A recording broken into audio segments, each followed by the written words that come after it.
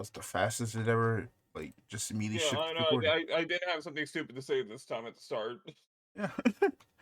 All right. So Sorry saying blue earlier.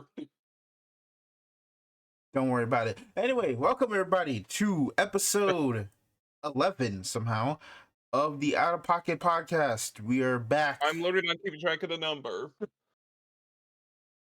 Well, I had to put the number on the thumbnail, which I am planning on reworking thumbnails later.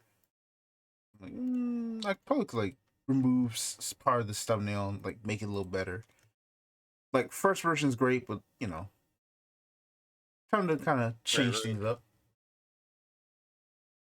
10 episodes we made somehow. We could do it something different.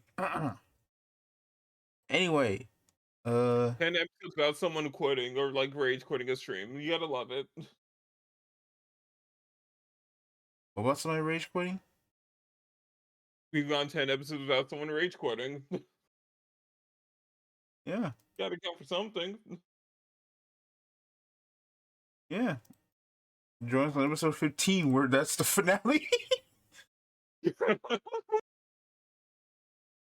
Episode 15 is where we actually play a single fighting game for like one stream, and it just for instincts. Anyway, so yeah, we're back on the thing. This is week 2, technically, of our new mini schedule thing, where we do the break recap, news, and then do a topic discussion.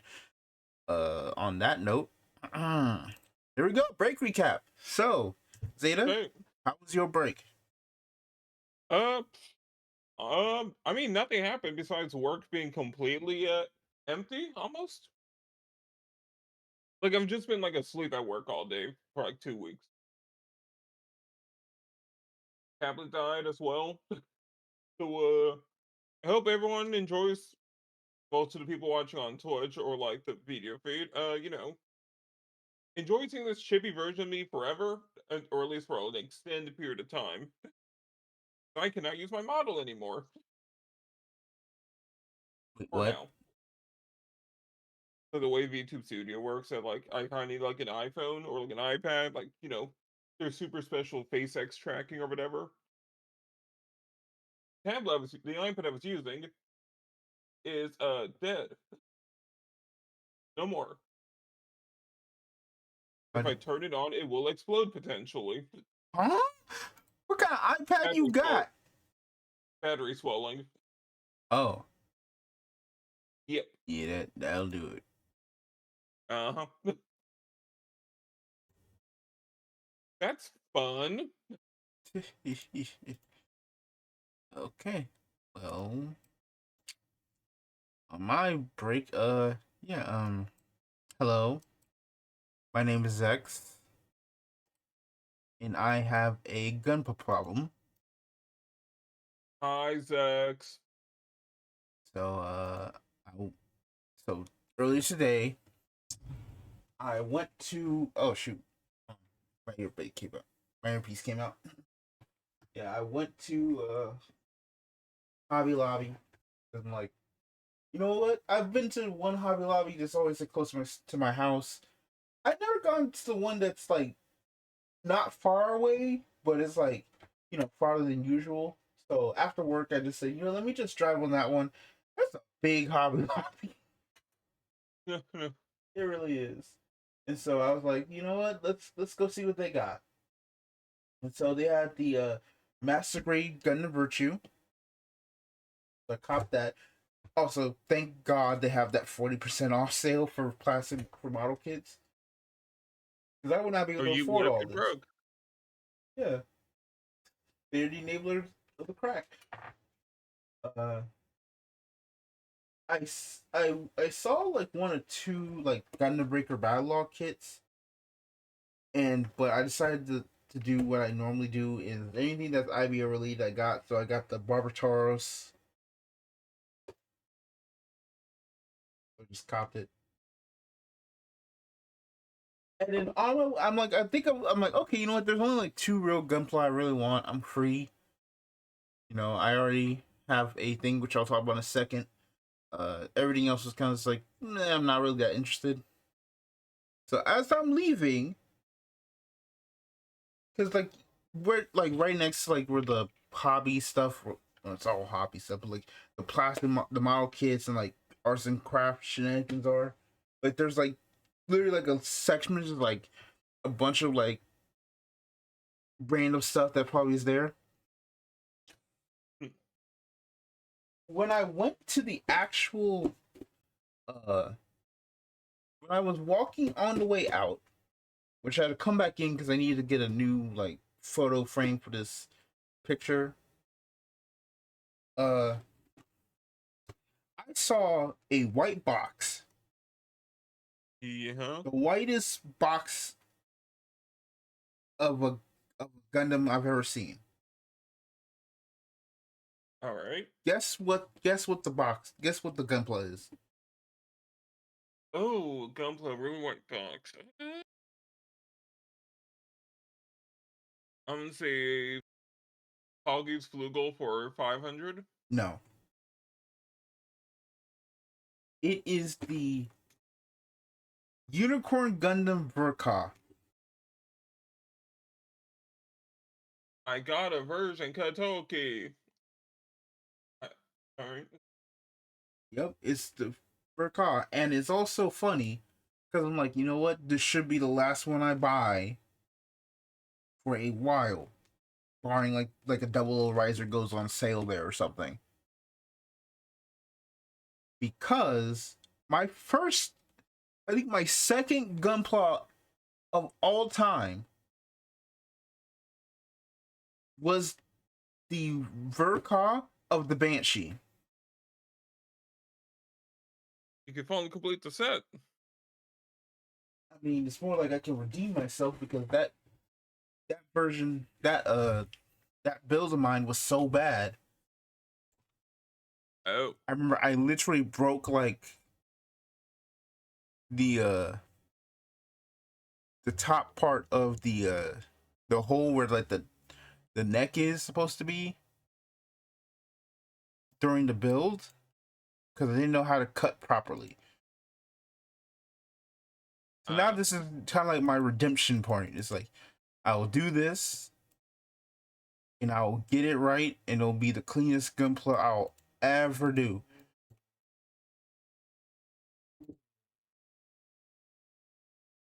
And was it? I don't know, I haven't done it yet. Oh, well, all right. But I just got it today. That's the thing I'm And saying. you Like didn't start? they're just today. And plus, I have like so many other Gunpla on the backlog. Like Yeah, but this is more important. This is about completing an arc. for example, I still have the Mighty Strike Freedom, and then like I think on Monday, Tuesday, I forget which day, I went to the one by my house, and I bought the Master Grade Alex, the Master Grade Impulse, and the Real Grade Gal Guard. Wait.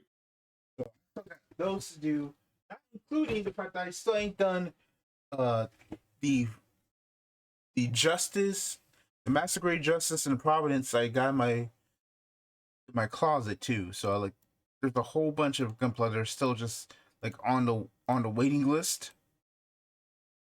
Like I feel like when I do the unicorn, I want to feel so confident that I can do it.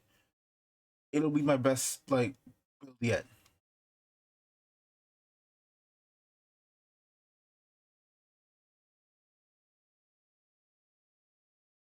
Also, save that Gal Geiger for last too. Yeah, I'll think about it. Anyway, outside of that, I tried the Atelier Yumiya demo. Thank goodness I has a Was it demo. Because that bad? I won't say it's bad. I think the game is cool, but it's $70 and there's no dub. Yeah. And playing the game, I could just tell like the end of battle screen is going to annoy the heck out of me. Because like even after you beat an enemy, it could be like the quickest fight ever. The camera has to then zoom back facing Yumiya as she does her little thing, and then it resets back to the angle you were before at, and it's like, Oh, that does sound annoying. I'm like, oh no, like in the, I'm just like, it's like I know the whole thing about Yumiya is like, you're not really supposed, like fighting ain't exactly like all you're meant to do, but it's like, oh no, I'm not. It's like already at like just an aspect of that is like I'm definitely not gonna fight anything now. If I have to see her twirl nonstop all the time, I'm like, please, no. Right. Can't do it. And that's just a personal pet peeve of mine. Like, that's nothing against the quality of the game, which it's so crazy because like Koei Tecmo was gassing this game up only for to barely to like have like worse graphic fidelity than Cold Steel 2, which is a Vita game. Look, the Atelier games are in a bit of a rough spot. They're the Call of they might well be the Call of Duty of Japanese games. No, they're not. They have to release one they release one almost every single year, man. Yeah, but it's like you would think like, but like that's the thing. I heard people say like Ryza wasn't this bad or didn't have this issue. I'm like,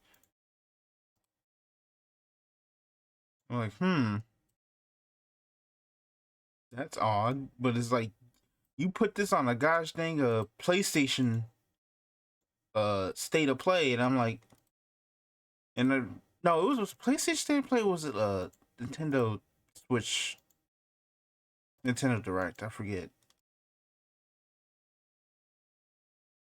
I think it was probably both, maybe. But it's like you did more marketing than Falcom does for a Trails game. Hey, this is still the best quality you got.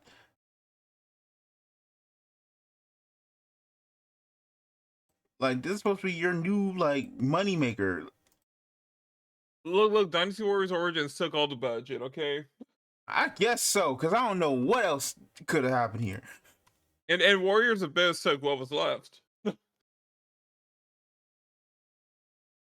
But it's like, it's like I'll like I don't know. I just and it didn't help that I'm still so sore about Dead or Alive. So to see that little uh teaser about a Yumiya collab in Tekken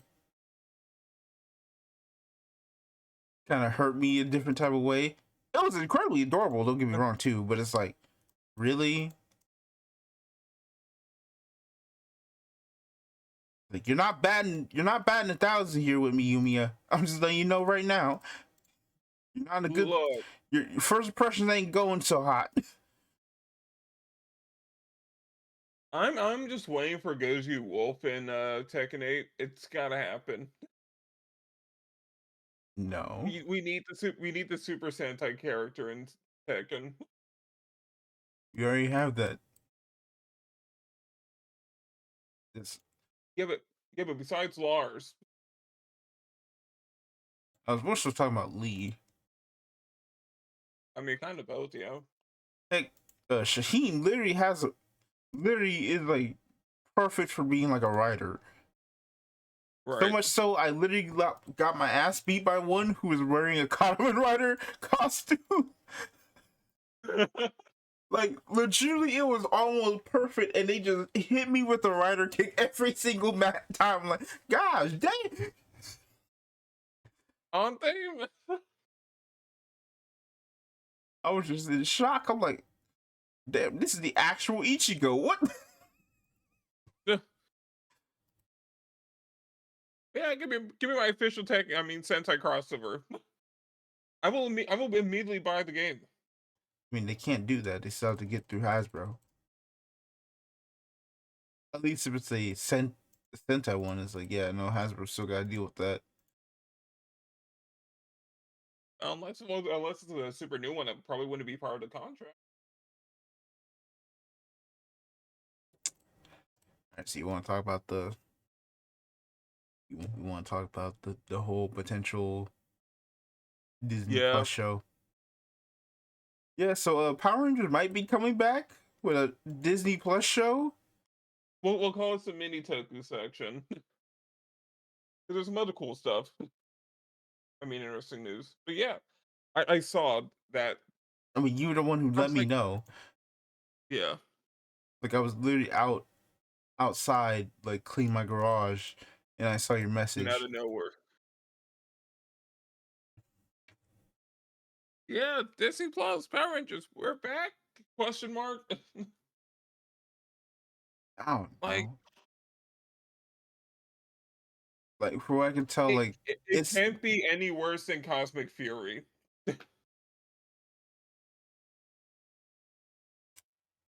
listen, as one of the 10 Cosmic Fury fans, I resent that. Okay, fine. It can't be any worse than the Hasbro era in general. There we go. I'll take that a lot better.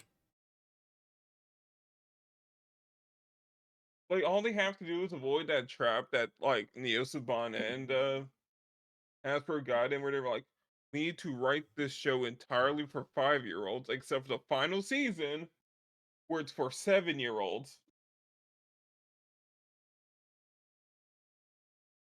Like I feel like that's what did Power Rangers in for the most part. Wait, how you gonna say for 7-year-olds yet they literally cut off somebody's arm? Fine, 10-year-olds happy now.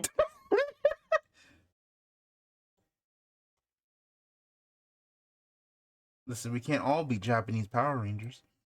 I mean they cut his arm off, but also the like restrictions stated they can't make him feel too sad about it. I mean, yeah. Like you can do this cool thing, but also no grief. Grief is not a feeling these characters are able to feel right now. The, We can't make this too negative. Lord Zed is crashing out. What do you mean we can't get too negative? Yeah, but he's a villain.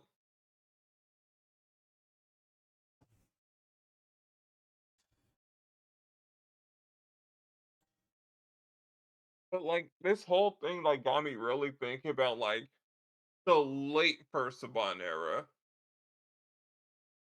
Like Lost Galaxy to Wild Force.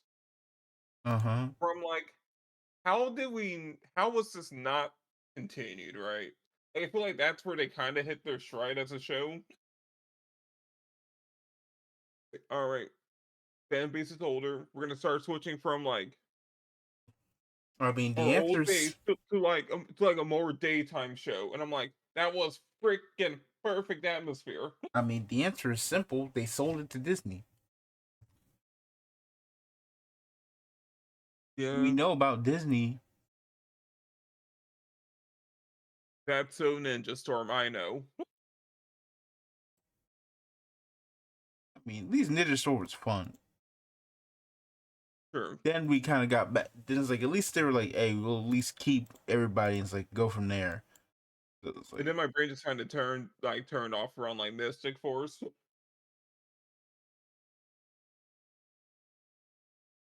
The Jungle Fury was pretty cool. I don't know where this Jungle Fury slander coming from, but we need to stop. I like Jungle Fury. No, I'm talking about people on the internet trying to say Jungle Fury was garbage.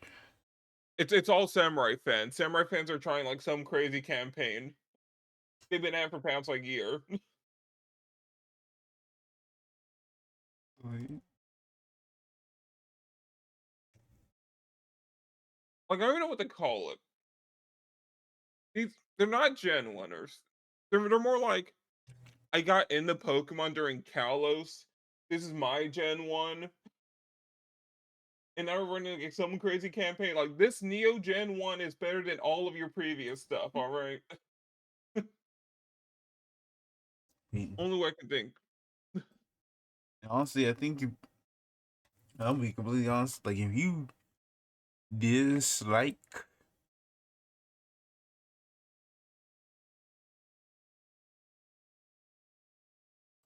like, but I'll say this, like, I know no one watched RPM, but if you say that was trash, like, there's something wrong with you, genuinely. Right. I'll still stand by Lightspeed Rescue and Time Force being the goats. That's fine. I don't have any problem with that. I will say, like, after watching the Colin and Waffle recaps, I'm like, damn, was Zio ass? Was Zio just ass and we just didn't realize it? Yeah. Dude, I kid you not, every time I think about like the Order of Power Ranger shows, like my brain literally just skips Zeo. Like, yeah, like Zio suits are memorable with, and it's like, you know, it's the sequel. But after that, I'm like, My brain cannot remember that show existing half the time. I don't remember a scene. Like, I remember the Sheen Empire. Like, I remember basics of it, but like, if you told me to talk about a specific episode, I couldn't tell you. My brain goes MMPR, Alien Rangers, and then Turbo. Like, I remember more from Turbo than I ever did about Zio, and that's crazy. And I I owned mean, the Zio Megazord. I mean, it's kind of funny though, because like even in Japan, like O Ranger started off like, oh man, it's gonna be a cooler, crazier season than ever, just like Zeo. And then the networks, just like Zeo, said, no, no, no, you guys are being too cool here, tone it down. And then everyone forgets about the actual plot of O Ranger.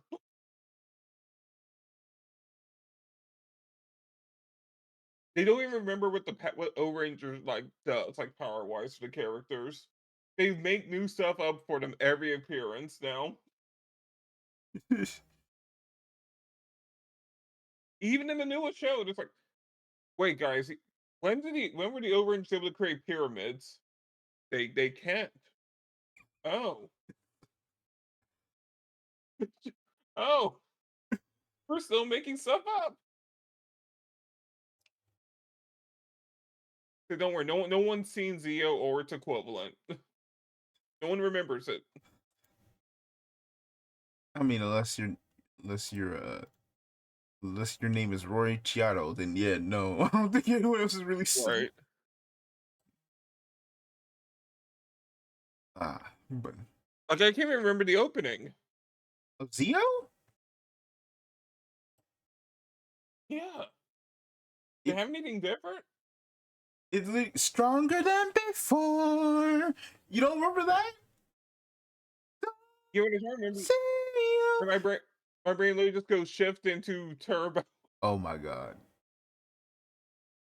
It's literally just the M. It's literally just the same like leitmotif as the MMPR theme. I mean, that's probably the problem. If it's just MMPR season 4. Oh boy, you about to get cooked in the comments. Am I wrong? I mean, yeah, but it did it on its own. It wasn't like the Samurai and Megaforce ones where he just blatantly just redid it. I'm true. I mean, opening, but like show wise, it was just MMPR season 4. Which is probably why it's hard to remember it. It just blends in. And the last thing, uh, I think besides this other thing, which was my heavy melodrama stuff finally came in, so now I can do that deck profile. Ooh. Hell yeah. Just in time for that thing we're talking about later. Yep.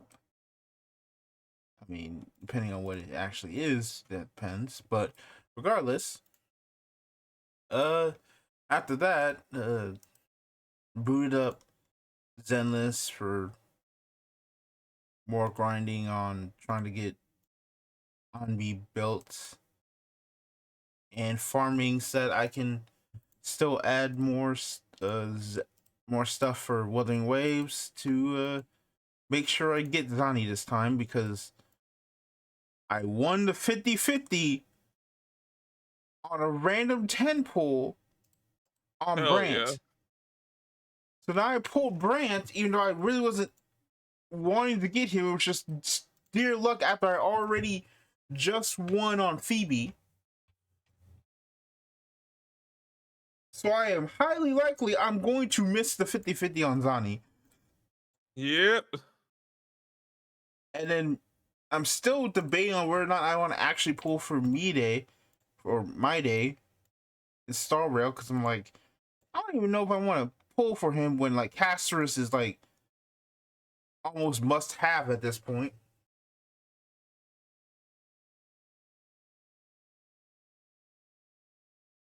Like, do you know what Casterus does? No, I don't know. Oh, it's very simple. If you have her, Oh, that's yes, is she the party wide buff I keep hearing? I mean, the game wide buff I keep hearing, but that's like the worst thing designed in the gotcha game. yes. So here's what's because someone said like, yeah, no, someone looked at the the beta and it's like, yeah, no, it's still there. It's still coming. And Oh this and no. like the last update was the one right before launch, so she coming. But yeah, it's the one where it's like, yeah, if you pull Casterus, so long as you have her, which I mean, I don't think they've removed added the deletion feature to the game, you get a game wide buff. Or like a I guess we can kind of call it like a small install. Where each Trying to year find game players character, out there. which I think hold on, let me see. Asterisk. Let me see this. Caster.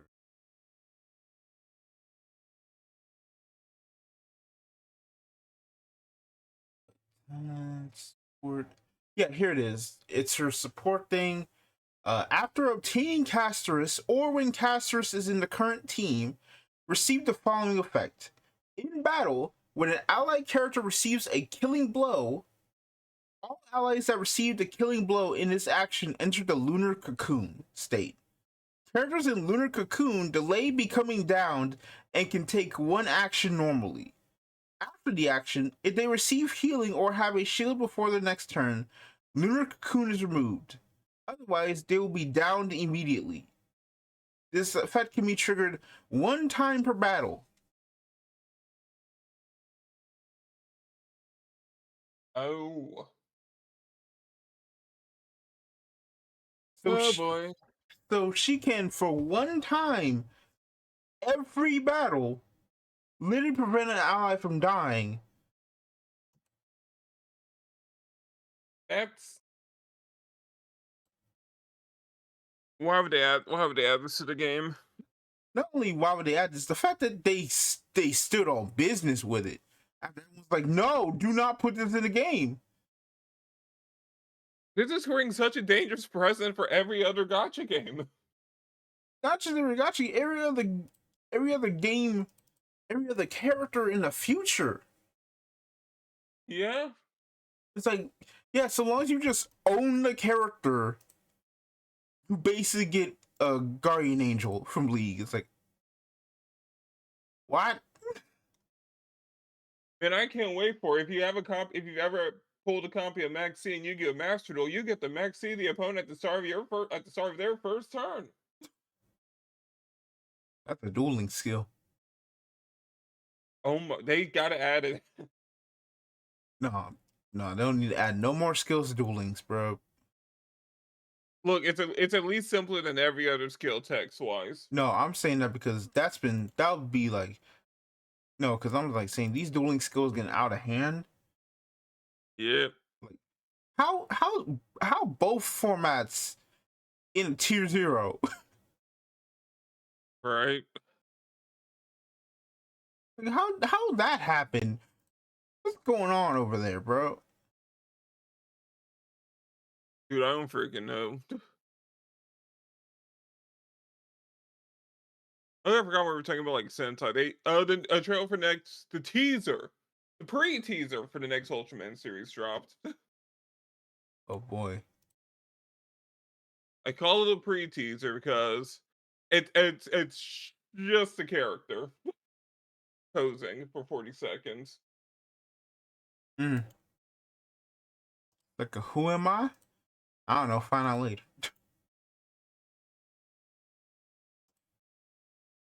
And one of the most notable detail, this dude is red. And I mean red.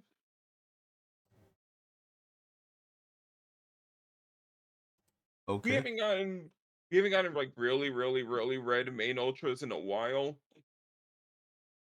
Those are more for like classic ultras are red. Or they're martial arts dudes. Mm. It's mostly just the martial arts ultras are ones that are just incredibly red all the time. I see. Or they're from Buff World. Have a main calling Buff World. I don't know why there's a planet of buff guys. But yeah. The Yu-Gi-Oh's a pain. Too many 2 tier 0 formats. But maybe that's just the state of Yu-Gi-Oh! Like maybe that's actually the natural form of the game, and we're all just silly for complaining about it. We're not having existential crisis debate on Tier Zero and Yu-Gi-Oh being what it should, where it's the state that's always going to be in. We're not having that. I mean, it all started with the Yada lock.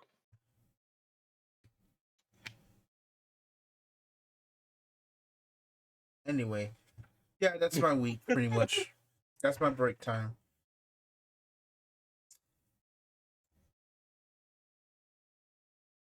Uh, so let us move on to the second thing, which is news.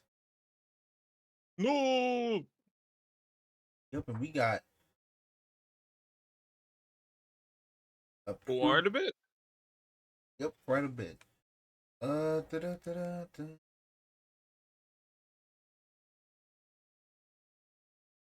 So first off, once I get set up, the heck am I doing? We got some minor news, or minors, and like it's not like the big bangers. Right.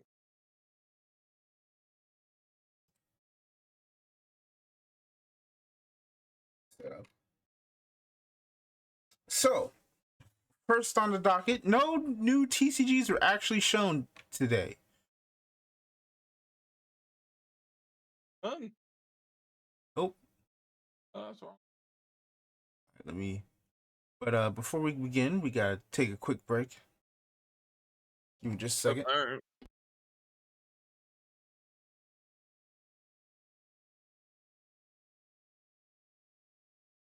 He's just off in break space right now.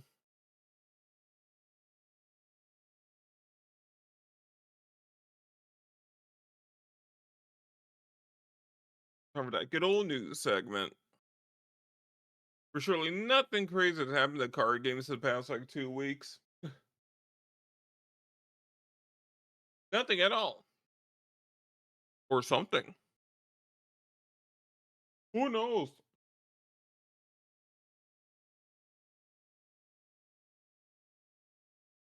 Okay, so let's get back onto the news. Alright. So, first off, we've got an official name for Project K, which is the League of Yeah. Legends Legend of Runeterra game, which is Project K's official name is Riftbound. Confirmed from trademarks from Riot Games. Wow. Yep, so. I mean, it's right. The word rift had to be in there somewhere. Yeah. I mean, makes It's either got sense. to have rift or it has to have rune.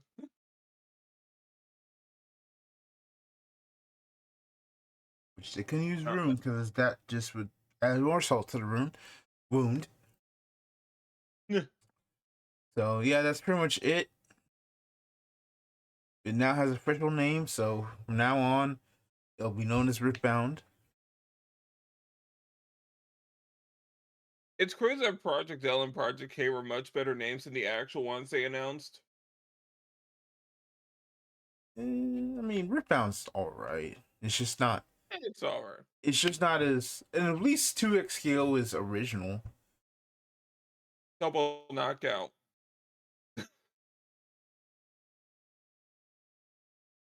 The game's double knockout.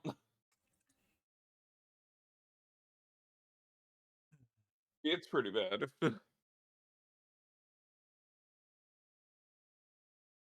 Like, I get what they were going for with 2XKO, but ugh.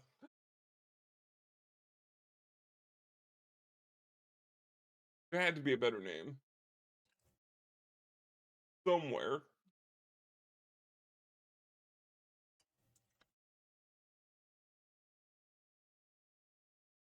Yeah, not much to say here.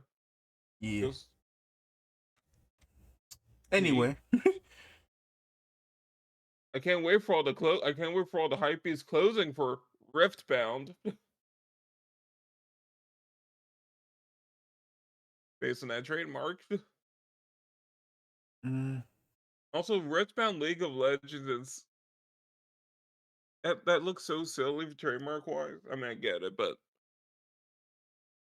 if the actual game or like merge says like Riftbound League of Legends on it, I mean, the League of Legends like logos don't have no sauce no more. this is even worse, man. All right, let's move on. Uh, Uh, Speaking of I moving can suck on, it. Hololive, the Hololive card game official announcement: July 11, 2025 is the official release date of. Yeah, VTuber TCG fans are saved.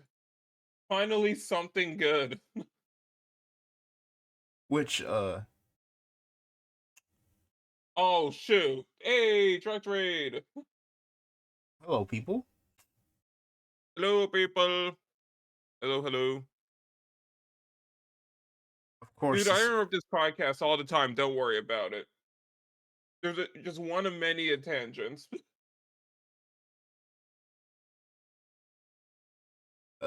yeah. So now July is stacked, which now makes the question: why did they put Godzilla here? Dude, I don't know why Godzilla came out. All right, I don't know why they announced it. I don't know. Like this really is the month of death. This is the death month for card games right here. Right? Like, I still think Godzilla was like a plant to try to intercept Ultraman. I can't think of anything else. Or like, it's like, yeah, you can get we'll make a quintuple. We'll do quintuplets, but you also got to take Godzilla. And like, but you got stuck with Godzilla on the side. I don't know what other explanation there is. I I don't know, but it's like y'all could have just put all the energy on. Well, speaking of Godzilla, has the has the Twitter count for that? Has the Twitter like Done following gone anything? up?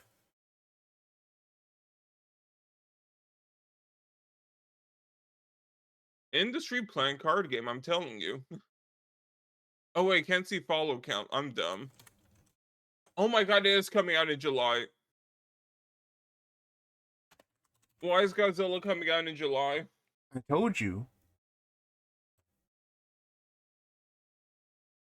Godzilla card game official, 39 followers.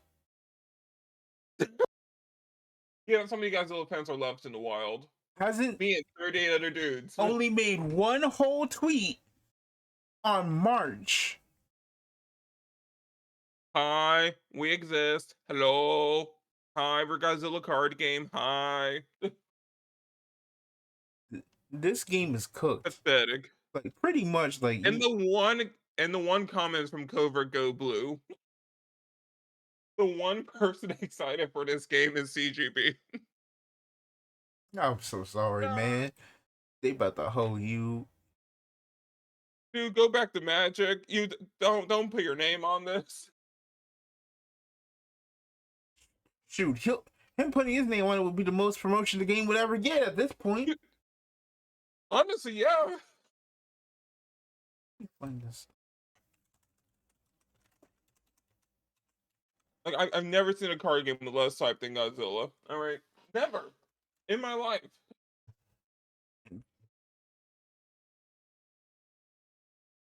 And I was in the gay ruler community for a year. I've never seen less hype. I'm trying to find the screenshot for the present. Uh huh.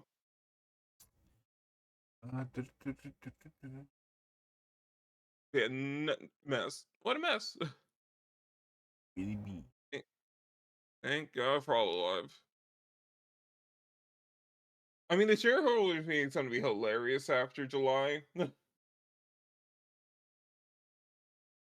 Yes, our new IPs have been a great success. Hololive TCG and the general rest of our TCG sector, we went up 20%. What about Godzilla? Who? Who? Yes. Godzilla came out to success. How successful? It was adequately successful. Yes. Adequately as to what? We sold cards. We sold Godzilla cards. How much Godzilla A cards did we number. sell? We sold a number of Godzilla cards. I see. A plurality of Godzilla cards were sold. And maybe a few Mothras. We sold 5 Mothras and about 20 Godzillas. I say that's good enough.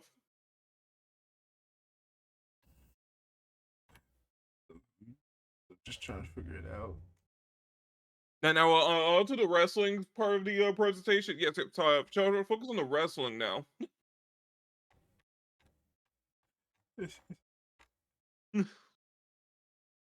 Oh man, this game is cooked. I don't know why Man, they've done this. I love Godzilla, but why was there a card game made? Not only that, why are you releasing it in the same month as the other card game? It's like, man, hey man, we got this nice little spot down by the beach. It's gonna be cool. All right, that's cool. Hey, what's your brother releasing? Oh, yeah, he's bringing McDonald's. Dude, Gundam and Picoro are about to choke some Godzilla. I never thought I could say that sentence. I don't think you should ever say that sentence again. I won't have to after July.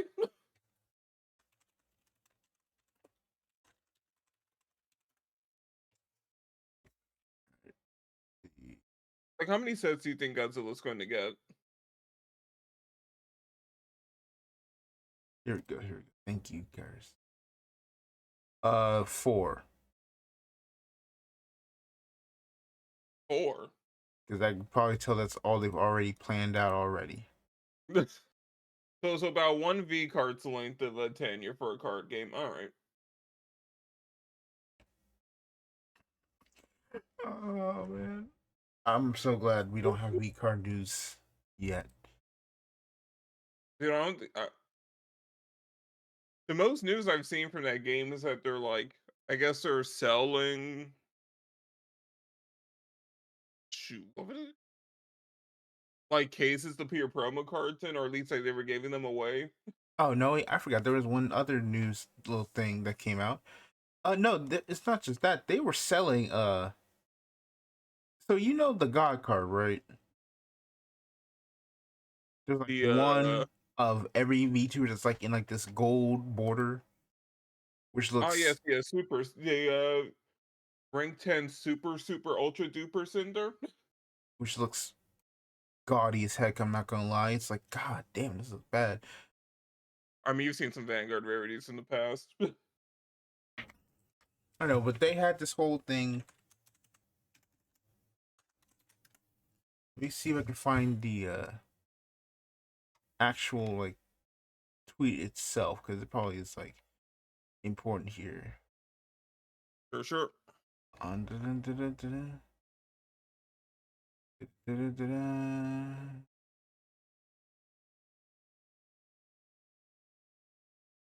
Oh, they have not dropped a single tweet in like weeks. Go to things, but there's something about how uh there was something I saw that was about like, hey, sell us or like give us back your V card or something.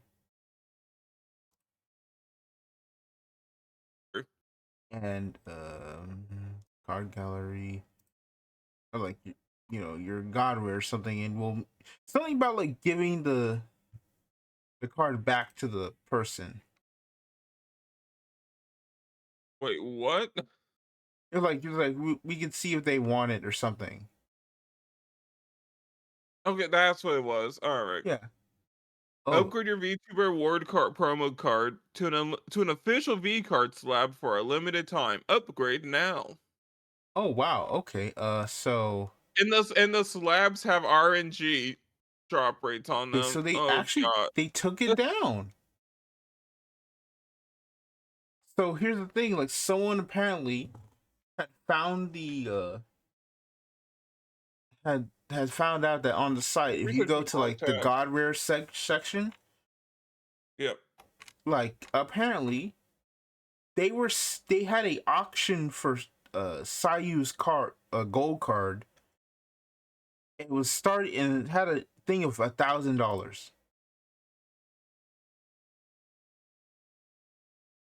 So they wait. Were they doing cashback on their own cards?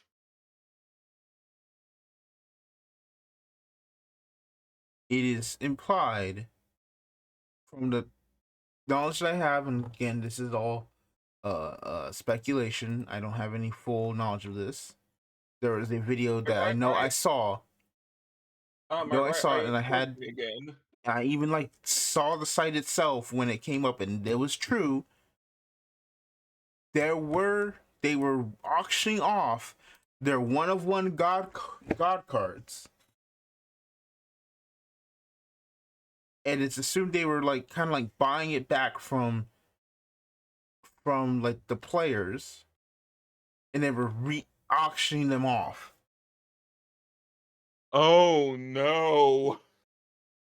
But now it's gone, so I mean, if that page existed at any given point and wasn't taken down, there would have been a wildfire. let me actually find it. Hold on. Dude, if you can find it. I think even Let me find the California had to get video. water for this fire. Let me find the video itself. Yeah, it's alright. Time for me to do some research of my own. Because it was from Rima Evening Star, like on her highlights video. I don't know who it is, but I like I'll search this. Here we go. Let me copy this and send this to you in the here we Alright. go. Like it has the actual proof of the actual video. Alright, I gotta look at this.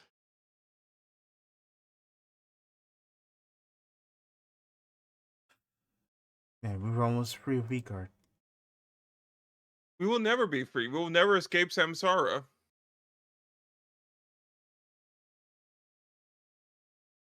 We will keep reincarnating and meeting each other for this podcast for the next 15 afterlives, alright? I don't make the rules. Damn, that's crazy. Nico B dropped the penultimate episode of his Trails in the Sky third playthrough. Zechs, It is focus. the now it is now probably the most viewed Trails video he's ever had.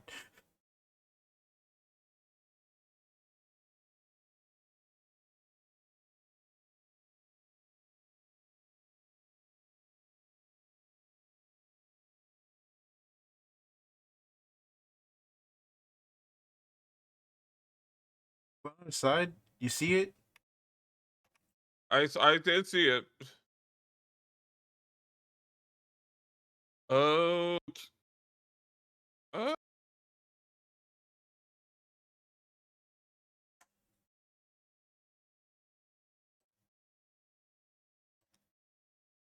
yep. I'm not gonna post screenshot of another person's stream about something that got the. It'd be too much of a pain, but yeah, I see it. That's how have they found like every single like thing, gimmick, what do you want to call it, that every company has tried at some point that was a bad idea, and just coalesces them into one. I don't know. They Like, keep finding ways to do it, and it's actually just insane. It's amazing. like what's next? They're gonna go to another. They're gonna pull an upper deck, go to another distributor, and that distributor's gonna start reprinting a bunch of V card boxes on the black market. I mean, this is still not including the updated rules that are supposedly happening in Unlimited. Where are those? I don't know. Probably next month at maybe at earliest. For anyone that's watching it for the first time, I'm on episode 11. The past, I want to say, a month and a half has had at least one V card segment. And this is the most positive we've been about the game so far. This is the most positive we have been. And it'll be the last time because we're moving on. All right, next on the list. I just want to talk. I just want to talk. Listen, we will do a whole. Listen, we already. I think it's already fair that we announced this. Like when they announced that new list, we're having an emergency podcast. Like when we get the new rules, we're having an emergency podcast. Like that's just what's gonna have to happen. Yeah. Anyway, on to the next thing. Grand Archive had their Oh my god, Grand Archive is real. had their Ascension Seattle event, and one of the things they announced was firstly they're going to be going to Combo Breaker, CEO, and Evo to go and like actually promote the game, which is big because like I think the only other game that ever did that was White Schwartz. That's cool. They can join Arcana Heart in the restroom stalls.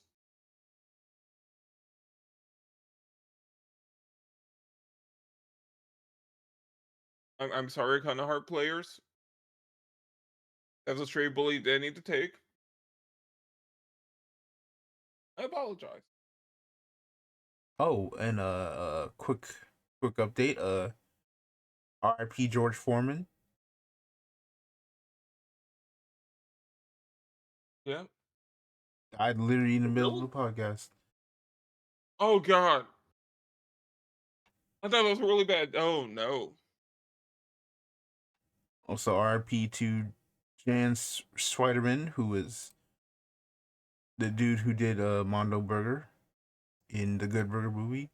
Like the Mondo Burger antagonist. Oh no. RIP. Yes. Awkward time to find that out. But Like I just And saw it like you chose like the worst segue. Like I'm over here like they're kind of hard players, and you just dropped that out of nowhere. yeah. All right, we need a new reset. So yeah, Grand Archive's gonna be at the FGC events. Pretty cool. Mm-hmm. All right. Another piece of news they announced. I believe this is for Set 7, Distorted Reflections, which releases in July 25th. What is happening in July? Like I'm trying to think, is there another Vanguard set that releases in July? I don't know. If there is, we'll know like later. All right. So, in other words, wait, when was Gundam dropping again? July. Right. Yep. Uh-huh. So in other words, every single card game is just having stuff in July, and it's gonna be a bloodbath. Again. The death spiral is about to begin. Yeah, so Grand Now Thing all we and just need is the announcement that the chaotic reboot is finally happening with the first set coming out in July 2025. I don't know what to say about that. Also including news, they revealed there are two like main like leaders. There we have Seal, Loyal Valet, which his Mirage of the Grave starter deck will be released the same day. Which is cool and all. But who cares about that? They also announced they're retraining Diana. And she will also get a starter deck on July 25th. As someone who doesn't play Grand Archive, what's the deal? Well, first off, for me, she literally is the first starter deck I bought for Grand Archive. Uh-huh. Like it was the last one of my locals, and I was like, I'll just buy it. And I just like the idea of the Ranger class because they're supposed to be like, long range snipers. And I believe this means that this all she's also players. Also another thing is she is, I think, probably one of the few units in the game to actually get a retrain. I think she's like probably either the first or second to actually get a hard retrain in the game.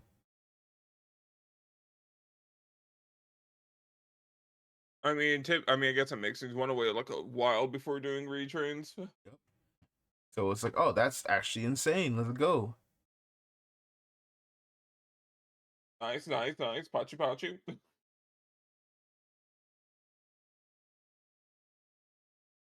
So that's actually really cool to me. I'm happy for that. I'm like, yeah, there's a time for me to like probably try with Grand Archive. It's probably in that release.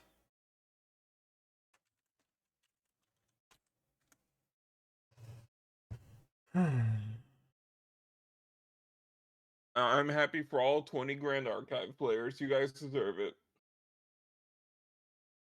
Good job for making it to set 7.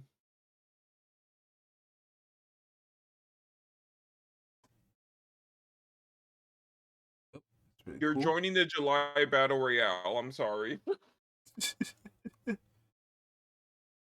Fight for your life. All right, and that is all the minor news that is dropping because we got some big news. Which this dropped, is where the fun begins. Yeah, it's like if everything else wasn't already like crazy. I mean, it wasn't really. Literally, like we started literally news that happened right the day after the podcast. See, this guy over here wants to do like research and prep work and all this other stuff for this podcast. I'm just like, if you make a podcast, the news will come. I mean, true, but I also want to at least make sure we don't miss anything. That's why I have the document.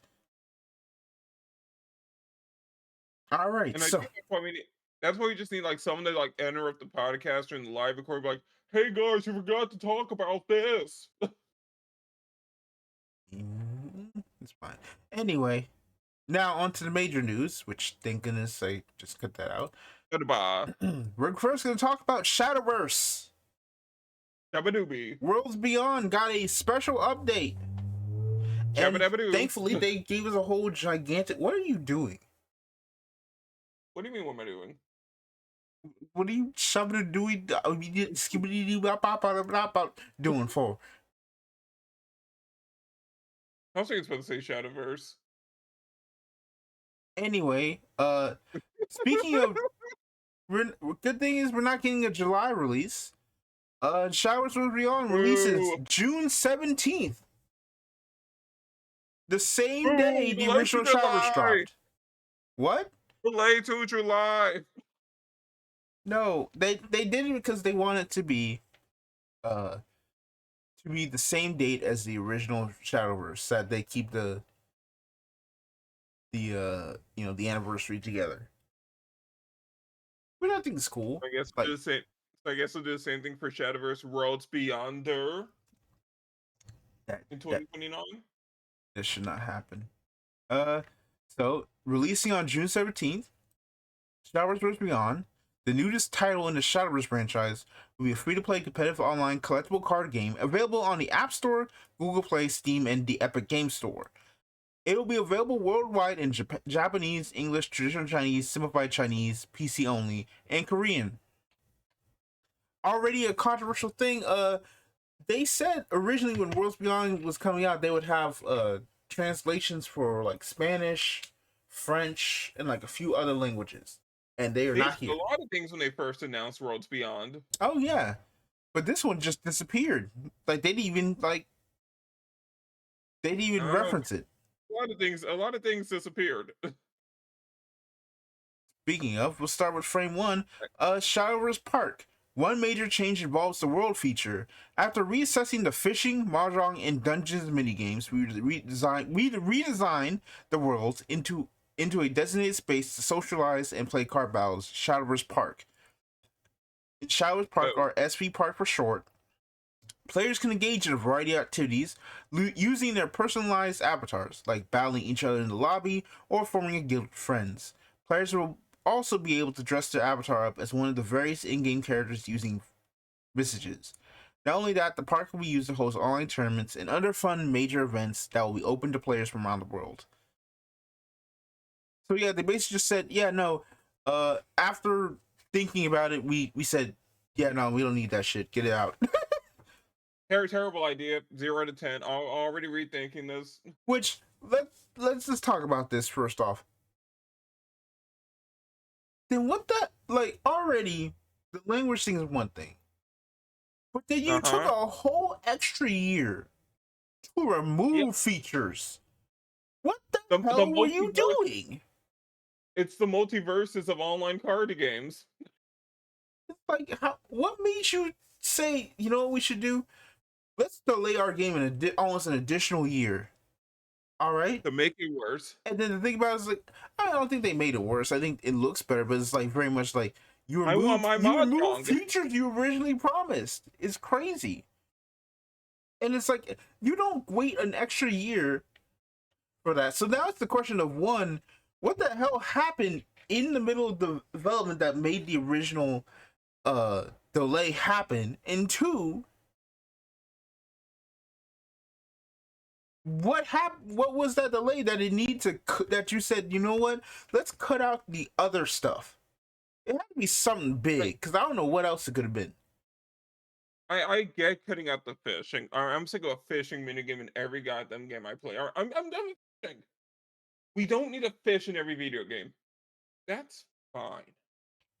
Don't take out the mahjong. The mahjong was crazy, and then the dungeon minigame was supposed to be like, pipe, because people were like, you know, people who were fans of Dragalia Lost were like, wait, is it coming back in the game? And like, people like player versus like enemy combat in card games. Like, people like that, like single player or like co-op stuff. Why would you take it out? I mean, also I remember seeing something about, like, I don't know, like a thing. It could just be because they were like, well, Granblue Fantasy versus Rising has like a literal like uh Fall Guys mode, and that one like it doesn't seem like it's exactly hidden the way they think that they thought it would. It could just be like, let's not add too many things and just be like, let's just go back to basics. Mm, Because like, nah, but you need good player versus enemy combat in a card game, in an online card game. Unless you're gonna be stuck with what it is in like Shadowverse 1, where it's like, here's 10 fights against NPCs with boring dialogue where they like haphazardly explain why these characters got into a fight. mm, well, I feel like, you know what, if as long as the I game am comes mad. out, if it meant that like they had to just cut it, it's like, all right, fine, we'll take it, whatever. But then what's the point of the sequel if you're taking away all the stuff? I mean, the point of the game, the sequel, is the other stuff, which is to start the new mechanics. For example, they've reworked Super Evolution, which is now each player will now have 2 Super Evolution points to evolve any follower. Which the original change was that I think they have the thing here is like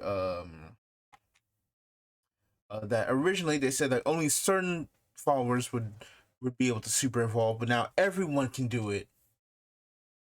Super evolution. But it's like later in the game, like past turn 6 or something. Right. So yeah, second player 6 turn onwards, players can super evolve. And Super Evolution, your Super Evolve power gains +3/+3, gains Rush, and cannot take damage or be destroyed by abilities during your turn. Blow away enemy followers they destroy by attacking, knocking them into the enemy leader and dealing 1 damage to them. And activate both their Evolve and Super Evolve abilities. And only certain followers This have is Super Evolve. this is kind of overkill for a mechanic. I mean, it does seem like they have like I will say at least it's thought it's through, because it's like, you only get 2, it's only late game. It's just an end the match button. Pretty much, but it's like it really is like, we don't know much about how set one's gonna feel in the game, so it very much is like we just have to wait and see. I'm just saying, knowing the way these card games tend to go, it's gonna be about a pretty big problem the second or third set in when they have like followers that evolve on their own. Oh yeah, they can't add followers at Super Evolve. They can't do that. Evolve followers can't Super All right. Evolve. You can't do that. You can't have that. Like they stick to one. It's like, oh yep, oh hey, this follower evolved. Oh snap, it's super evolving Right. for free. All right. So another new mechanic, bonus play point. The second player can temporarily gain a play point at any time. Used up to 2 times per match, once between turns 1 and 5, and once for turn 6 onwards.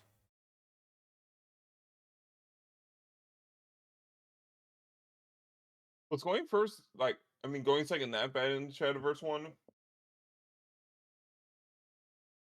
Have you had mean, to buff it even like further? I think so. I don't remember. Yeah, no, I mean that's why they made all those changes. I remember early in the game they did make changes to the game to make going second stronger. Because like I mean, just I guess. because like I mean, I came in during like peak artifact portal shenanigans, so like I don't even know what turns are anymore in Shadowverse. I just ran the timer. yeah, so next thing, updated mechanics, changes to evolution. All followers will now gain standardized +2 to both attack and defense after evolving, and +3 out of super evolving, which you saw there. Players will have 2 evolution points and 2 super evolution points, allowing them to evolve a total of 4 times per match. Changes to starting hands. Both players will now start the match with 4 cards instead of 3, and will both draw only 1 card in their first turns. Neat. So, for example, you started with 3 in the original Shadowverse, but you drew 1 card going first, and then the second player's first turn, you drew 2,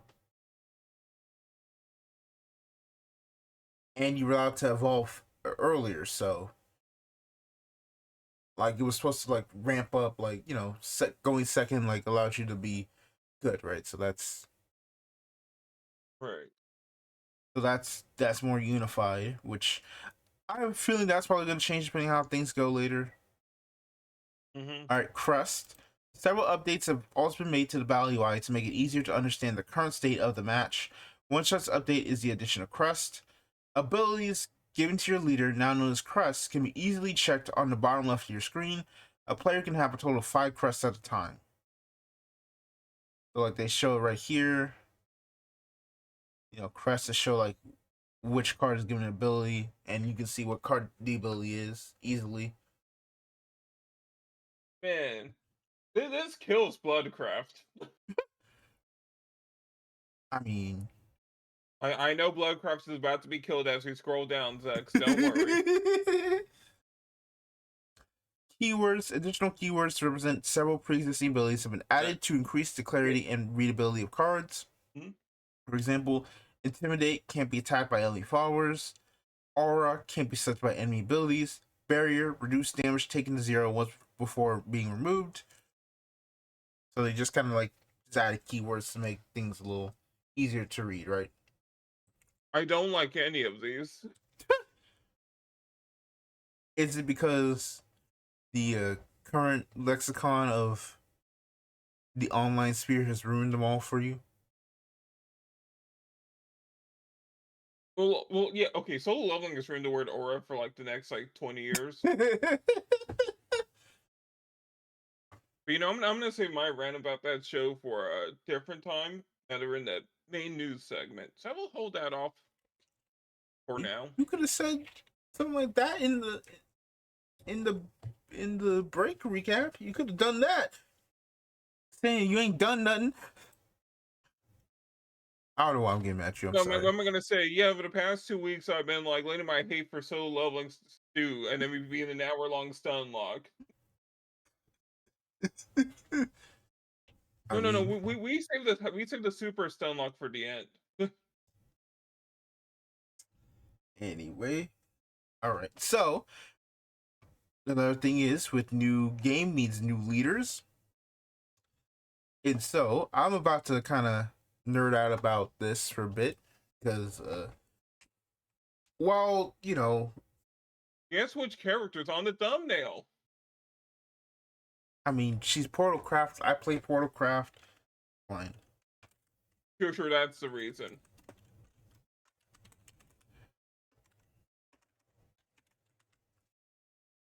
So We have mastered the art of clickbait here, and thankfully, no, I mean the real reason is because she's the only character who had a cutout of her design out at the time, all right, and it was I either believe you. her or Love Sign, but people probably saying it's too woke now, but I got Diana and Howard. Love, two dark skinned man, two dark skins on the screen. I don't know what I'm saying. Just let's move on. My co-host is a coward. I would like to let everyone know. All right, well, on that note, I'm about to nerd out because I'm going to go through not just these characters and my thoughts on their designs, but also what their English voice actors have been in recently. Because that's just me. It was like, oh man, who's the JP voice actor? I don't give a damn about any of them. I'm gonna be honest with you, knowing me. But their English VAs are very interesting. Starting off, Dryson, her voice actor, LC Lovelock. So, Doomsday Machine, a girl created into a machine-dominated world. She's extremely versatile and wields powerful dual handguns in combat. Which I think, they're both Protocraft names. This is our basic leader. I miss the old guy. I miss all the previous Portalcraft leaders, I miss him too, but you know especially the what? robot. We need some new blood in, right? I think her design is definitely built the type of way. Uh-huh. Go on. No, I would just move on to the stats of the voice actor, which Sure, sure. Elsie is ever since I originally heard her in the game I played, I was like, yeah, no, I'm surprised you have not gotten a much bigger role. And already I'm like, the voice cast in that game was stacked, so that's already like the fact that I hadn't heard of you until this game is crazy.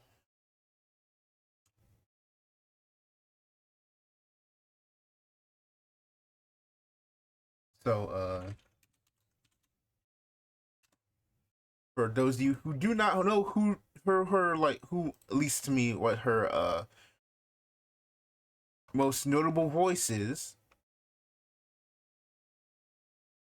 she voices, I think this is pretty funny. She voices Bam. Oh wait, no, I think I just messed that up. Please do not do that. She actually voices Nicole from Class of '09.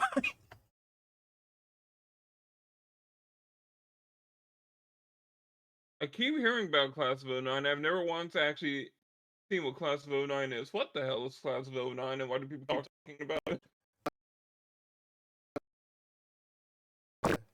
Sociopath. And That's almost every video game. it moves to a high school that is, you just need to see it. If you know, you know. Alright. I was gonna put it like that. So, Understood. but like she is fantastic in that game. I'm like, why have you not been in any other roles? And like, so, for example, remember when we did the Nikkei stream about the whole like the whole character rating? I'd like to not remember that Nikkei stream. Well, she was the health instructor in that game. You know, the Rumani. You probably don't remember. I have a memory of a goldfish. Like a tuna fish, but We all love tuna here. uh, well, so like that's actually pretty cool. I'm glad she's like kind of like I say this like not to be like disrespectful. Please do not take this the wrong way, but you know what I mean. I'm glad she's getting more roles because I'm like that game uh had Griffin Batu, it had Kira Buckland, it had Kaylee Mills as like her like right hand in that game. I'm like, how the hell you had Anyatko? And it's like how the hell are you the lead and you don't have like as many like big roles as like the others do? I'm like, come on. So I'm like, I'm glad she's getting up there. That's good. That is good. Too So bad she's not Magna Zero. you're not gonna let that go. All right, moving on. We have Give Love me my mind Sign. back. We have Love Sign, voiced by Nazi Tarsha, Enchanter of Kingdoms, a good-for-nothing second prince. He spends his days wandering the streets, indulging opulent indolence. So he's the new forest craft leader. I think he looks all right. Yeah, very like fake Grand Order design though, that's for sure. Yeah, I guess you could say that. Oh man, that's stupid. So to add on to this, things he has been in recently, or like things people would understand. He is the voice of Titus Manju in Beyblade X. He is Seth in Zenless. Hey. He was in Killer Clowns from Outer Space, the game, as a lackey. He is the English voice of Miyabi Nagumo in Classroom of the Elite.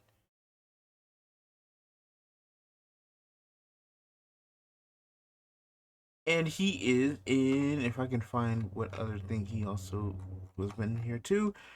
He is I'll hike them in Genshin Impact. Oh,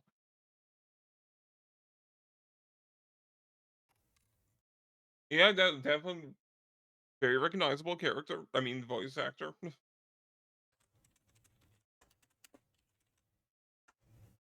Yep. So that is so got some good stuff in their belt, which is good. If I I am mean, I don't have too much to say here. I'm not really a Forest Craft player. yeah, me either, but we got some good connection there. All right, Swordcraft. Rest in peace to all the elf waifu fans. All right, so Swordcraft, we've got Marie Malise, voiced by Crystal Lee. Stormbringer, a noble woman hailing from a kingdom abloom with flowers. She holds the ranks of Soleil. With blade in hand, she dances as the heads of sinners fall like drops of rain. I'm gonna be honest, this design isn't doing it for me. And I'm a Starcraft main. But I don't know. Something just doesn't work for the design to me. I think the main problem I'm seeing with this design, like off the jump, it's actually it's something about the coloring that's like a little too busy.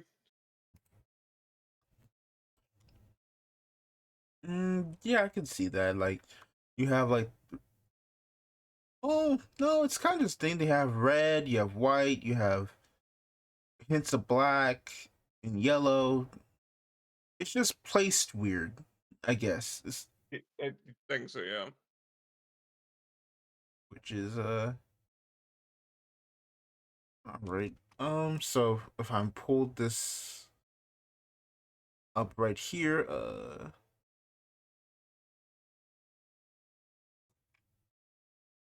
see if I can find her. I can only assume this is her. She is known for being um Chlorind in Genshin Impact. She voiced Uh-huh. Jubilee in the Marvel Move video game. What video game? The Marvel Move video game. I've literally never heard of this. I've never heard of it either.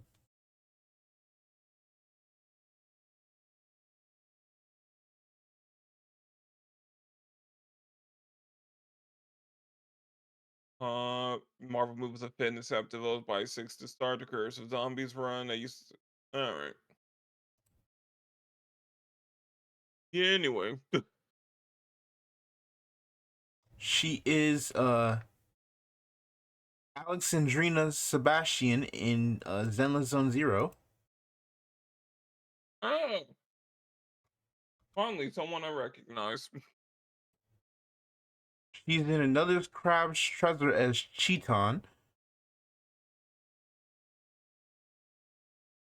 And in the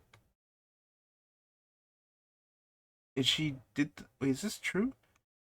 She did the dub for the City Hunter live action movie. Man, I've been meaning to see that movie. And she's also Miriam in Unicorn Overlord Lord as a few roles. You know, I kind of need them to stop and like actually Vanillaware to stop and just release Unicorn Overlord on PC already. Oh, and to add into the Nikkei roster, she voices Aid in that game.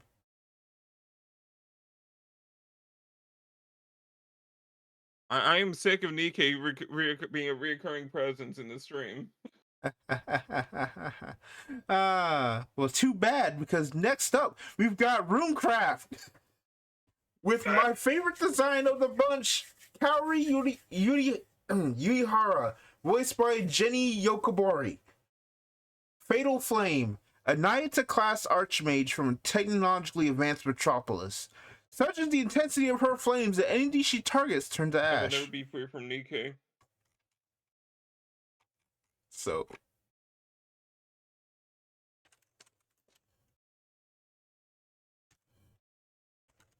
see, you're not going to be, because going over Jenny's. First off, what do you think of the design? Definitely better than the Swordcraft design. I mean, overall, it's pretty decent design. Yeah, it is I mean, easily it the doesn't stand best. out too much. It's easily just the best one. I'm like, I played Rune back in the day. I could probably pick it up again. It's like it's just a pretty good clean design. So to Like add the into stage her compared to the other three. roster of characters, which this shocked me when I found out. So, she is Kumiko in The Simpsons, Yoimiya in Genshin Impact. She is GN Strong in Beyblade X, which I didn't even know. She is Tsubame in Dandadan. She's in Megamind Rules as Blanche Morita.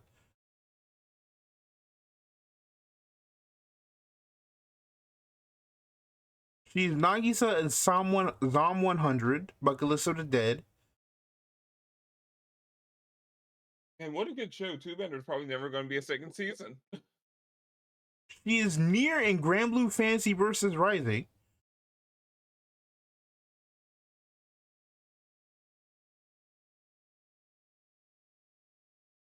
See, let me go down a little bit more. She is Martina Electro in Master Detective Archives Ring Code. She is Ryo Futaba in the Bunny Girls games. She is Shui in Honkai Star Rail. Mm-hmm.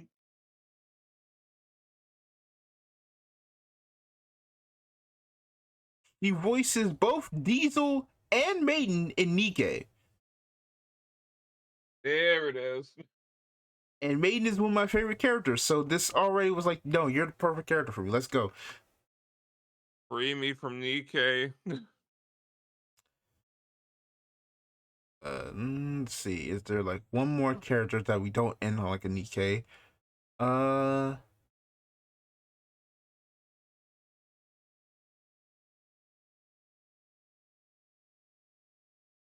see any like other like notable role right here? Uh, she is Kaneshi in SSSS Dynazian. What the heck is that pronunciation? I don't know. Bro! Dynazian? Is that better? Oh, no. Too bad I And got you got my kids about Shabadoobie.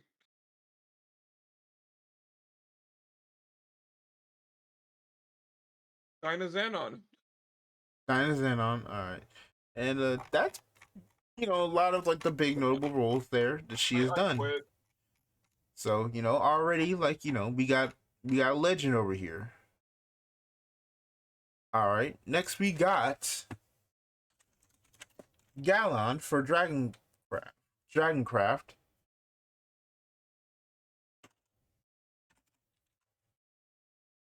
Voiced by Corey Yee. Forgotten Dragon, an old man who lives in a secluded corner of a shady market district. He can usually be found behind the counter of his humble apothecary,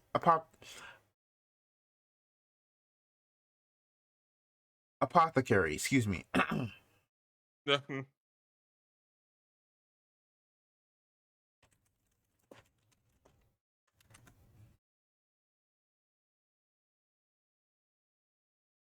So, thoughts on the design, sir? The designs have been getting better though, like further down we've gone. But I mean, like, it's cool. From what I see of Dragoncraft players, the ones that aren't like 10-year-old, they probably think the design is great.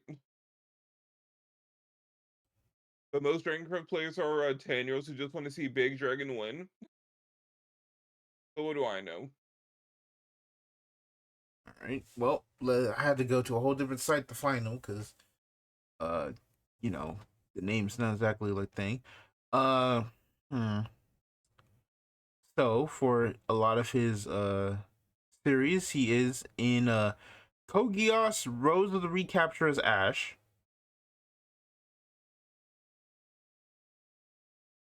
He is also let's see, Hmm? the breeding boar in number 9 in Heavenly Delusion. What the fuck? That's what? The less I know, the better, I guess. I don't know. Oh Lord. Okay. I mean, may as well just stop there. We've already like hit the peak of humor. He is Volo in Pokemon Masters. He is Goro in Genshin Impact. And he is Gato in Fatal Fury City of the Wolves. Oh, there we go.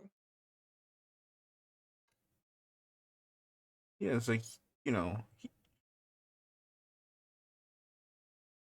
he does a lot of like live action dubbing too. So that's probably a lot of good things too. I don't know much about Boruto or the Prince of Tennis, but like, you know, he's in the Prince of Tennis too, which I didn't know there was a 2. And I remember the Prince of Tennis was the most ridiculous sports series. Good times. All right, we can take a break on this next one because we have for Abysscraft, which I don't think we've talked about it yet, but we'll get to it later. We have Diao, the Miasma King, a beast of legend from a fog-shrouded town. It has the power to strike down its victims with a curse most foul.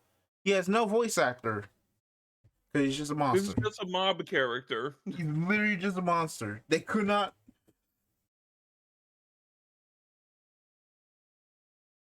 We lost 2 crafts and 2 well-written characters for the mob character, for just random enemy grunt. He's the Miasma King, right? He can't be the grunt.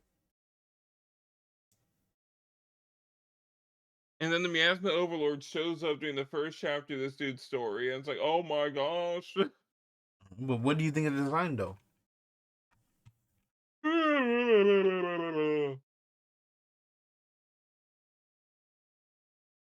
Boring. Damn. What do you want me to say? I think he looks cool. Like, it's boring cool. All right, fine then. We have the Havencraft leader, Esperanza, voiced by Erin Nicole Lundquist. Judgment from Beyond. A mysterious woman who seems detached from the world around her. Her actions often give people the impression that she knows much more of a situation than meets the eye.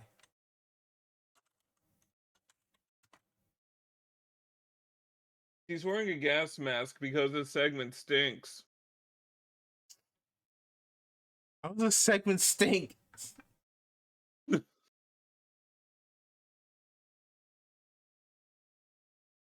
Well, anyway, to cap off our main leaders, she is in Stormgate as Hedgehog.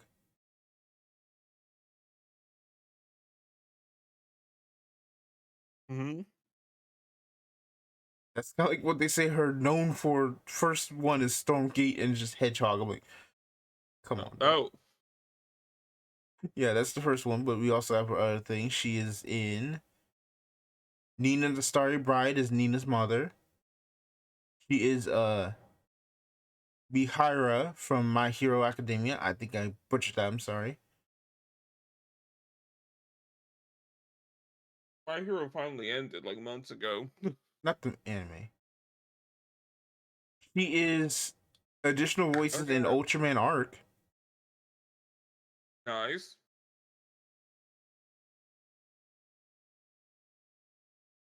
Let's see. Trying to look for like a thing where she's not just additional voices.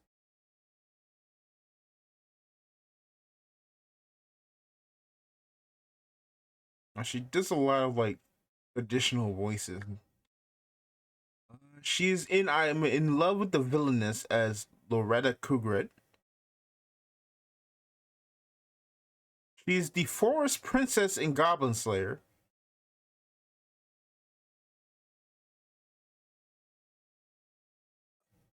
Um,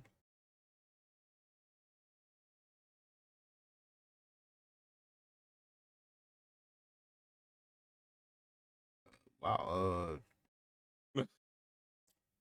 You're trying hard here. She's like a lot of support or for like series that like aren't exactly like noted Major. for people.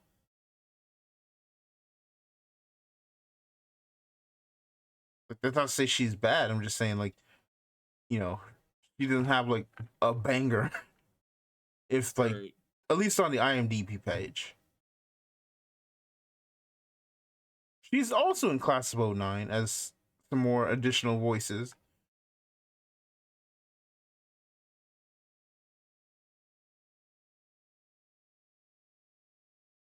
Yes, that's all I got. That's all right. Like she's probably the most like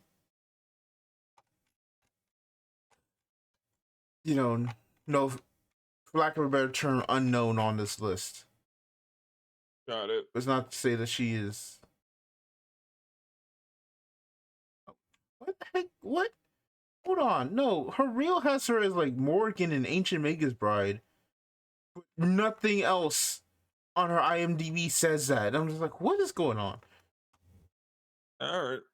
Okay, IMDb, y'all done. We're done here. Yeah. Well, not really, because we still have our character guide, who was supposed to be is named Yudi. She is the guide to Shadowverse Worlds Beyond, and she will support the player throughout the game. And she is voiced by Kelsey Jaffer. I don't want another Paimon.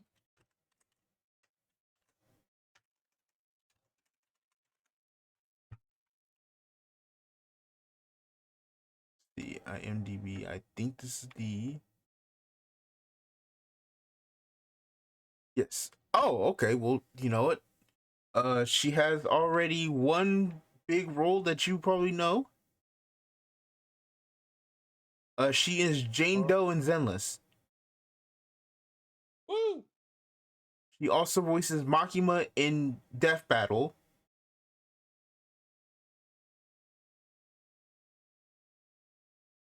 Death battle. Death battle. Oh yeah, Death battle. She is a Yao Yao in Genshin. Ayla in Punishing Gray Raven. And, she's in a movie, I think, that's called Chips. A short movie called Chips and Salsa.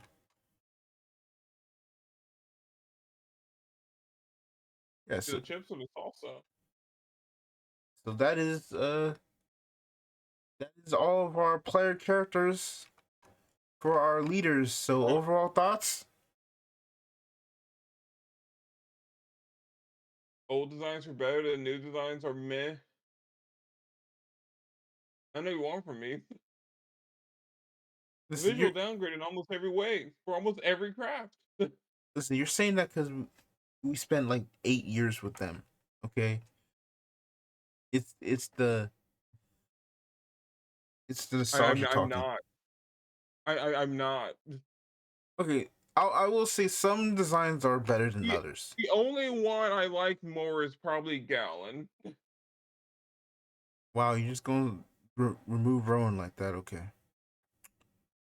I don't know what to tell you, man. This is the only actual like hard net improvement. I mean, Rowan is cool, but it's like Gallon's cool, but like that was my guy, man. The Dragon Crash was my crap before Portal dropped. I I will know. still say I get it. Kaori You is are the center protagonist player. Don't worry. I will say Kaori is still my favorite design. Love Science cool. Dresden is Portal Dresden is Craft is a hard definitely downgrade. designed to appeal in a different way than Arisa was. I'll say that. You love sign of say it's side grade. All right, so AI tips. A new beta feature, AI tips, has been added to practice matches. Under UD's careful guidance, players will be able to naturally grasp the basic rules and strategies of battling. Turns up no time limit in practice matches, so players learning how to play will be able to make full use of this feature. I think that's really good. Eh. We're never getting Zenon's artifact, so I guess this is fine. Don't remind me. Card set schedule. While Showers release with a new card set once every 3 months, Showers Bros Beyond plans to release a new card set once every month, 2 month and a half from its release through to August, then subsequently at 2 month intervals. Note that additional cards are no longer released. We'll see about that. Oh, give us more money. They're obviously accelerating these first couple sets because the delay, which hopefully means that these sets have also been like fine tuned a little bit better. Right. Please, But please, but God. after the accelerated sets, a new set every 2 months is kind of. I mean, I think that's fine. I Compared to mean, we like, say it's fine, but that's almost entirely because Mass Duel has new cards every month. yeah, but Master Duel also has like 10,000 plus cards to go through. Well, I mean, it's already mostly caught up.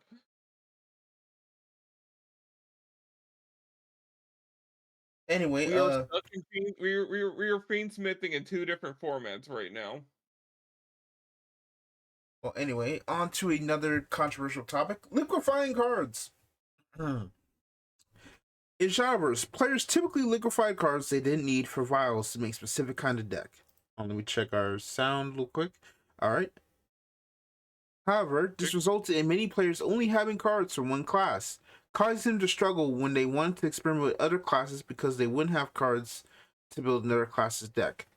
To solve this issue and encourage players to embrace the spirit of experimentation, players can only liquefy extras beyond the third copy of a card in Worlds Beyond. While the adjustment may make it more difficult to obtain cards through vials, additional systems and features will be added to make card packs easier to obtain. For example, a daily free card pack, missions that give up to 10 card packs whenever a new card set is released, a guaranteed legendary card with every 10 card packs purchased, a pre-built deck consisting of cards from the first card set and basic cards upon clearing the first spur beginner missions. Players will have a choice between 9 different recommended decks, each having a powerful legendary card. Missions and quests that reward not only card packs, but other in-game items in Showers Park. Note that the daily free card pack does not count towards the 10 card packs for a guaranteed legendary card. Alright. Alright, so since you play more This is Showers what than me, pretty interesting. I mean, I wouldn't say that much more, but I'm mixed on this change. Alright. I think a lot of people are. Like, I get what they want to do, but see, this is where we hit the problem with like online card games, right? Like this is where we hit the biggest problem. And that big problem is no one wants to play on the curve. Like no one wants to jump, no one wants to like do any form of rising power level in a format, right? Like there's no day one jank, or I guess month one jank. You know, their online card game, people just immediately start crafting everything. I guess except for maybe MTG Arena. So this is already have like a bunch of people getting mad because like they can't just immediately every single like this happens every single time in Shadowverse, right? Mm-hmm. You boot the game up, you're like, hey, this craft looks cool. Dismantle every single card you own that is not related to that deck, and then you make the deck. And you play that exact same deck like 20, 50 times in a row. Terrible. Actually terrible. That shouldn't be a thing. Ever. I mean, the player base is gonna hate it because, like, you know, they want to play their event, they want to play their tier one decks now. That's for those rewards they mentioned. They didn't change much. You already got a daily card pack. No, but this time it's free. Eh. I It's mean, I'm like pretty that. sure they only added that because of Pokemon TCG Pocket. Let's be clear. Yeah. Which I go on a whole other rant about like pool culture in games, if that makes any sense. I can see what you're trying to say. Like, I'll give like two different examples, right? Really quick. Uh-huh. Everyone going crazy for Wuthering Waves giving away like 100 free pulls when it first came out. Nothing about the game, but like, look, guys, gotta try it. Like, look how many free pulls you're getting. And then two, Pokemon TCG Pocket's entire existence, we don't even have to actually play the game, just open up the packs. Like, we're hitting a point in the gacha sphere where like we're getting more and more complex gacha games that function as actual games. But the player base is almost paradoxically even more just addicted to pulls over anything else. Hmm. It's not good. Like I'm sick of pull culture.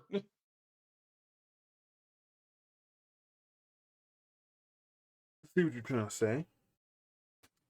Yeah. I mean, the main thing I'm seeing here that's actually good is that pre-built deck. That's the only thing where I'm like, cool. Here's the deck you're gonna grind 500 games with to actually go play another deck from a different craft. It'll be kind of good, maybe. Yeah, but it's the first set, so like, it's fine. So my thing is this is obviously like a mixed thing. On one hand, it's like that's cool because it's like, hey, that way you don't just not have anything for your craft or anything that you want to try out from a different craft, right? So like it keeps like the entire like pool still together, so you can just you have Yeah. an easier time of flipping into a new craft or something theoretically, right? Right. The problem is, and this is the same thing a lot of people put up, is like, say you take a break from Shadowverse for like maybe 1 or 2 sets, maybe even 3. Maybe you just were just gone. You came back. You you are basically now kind of getting punished for taking a break.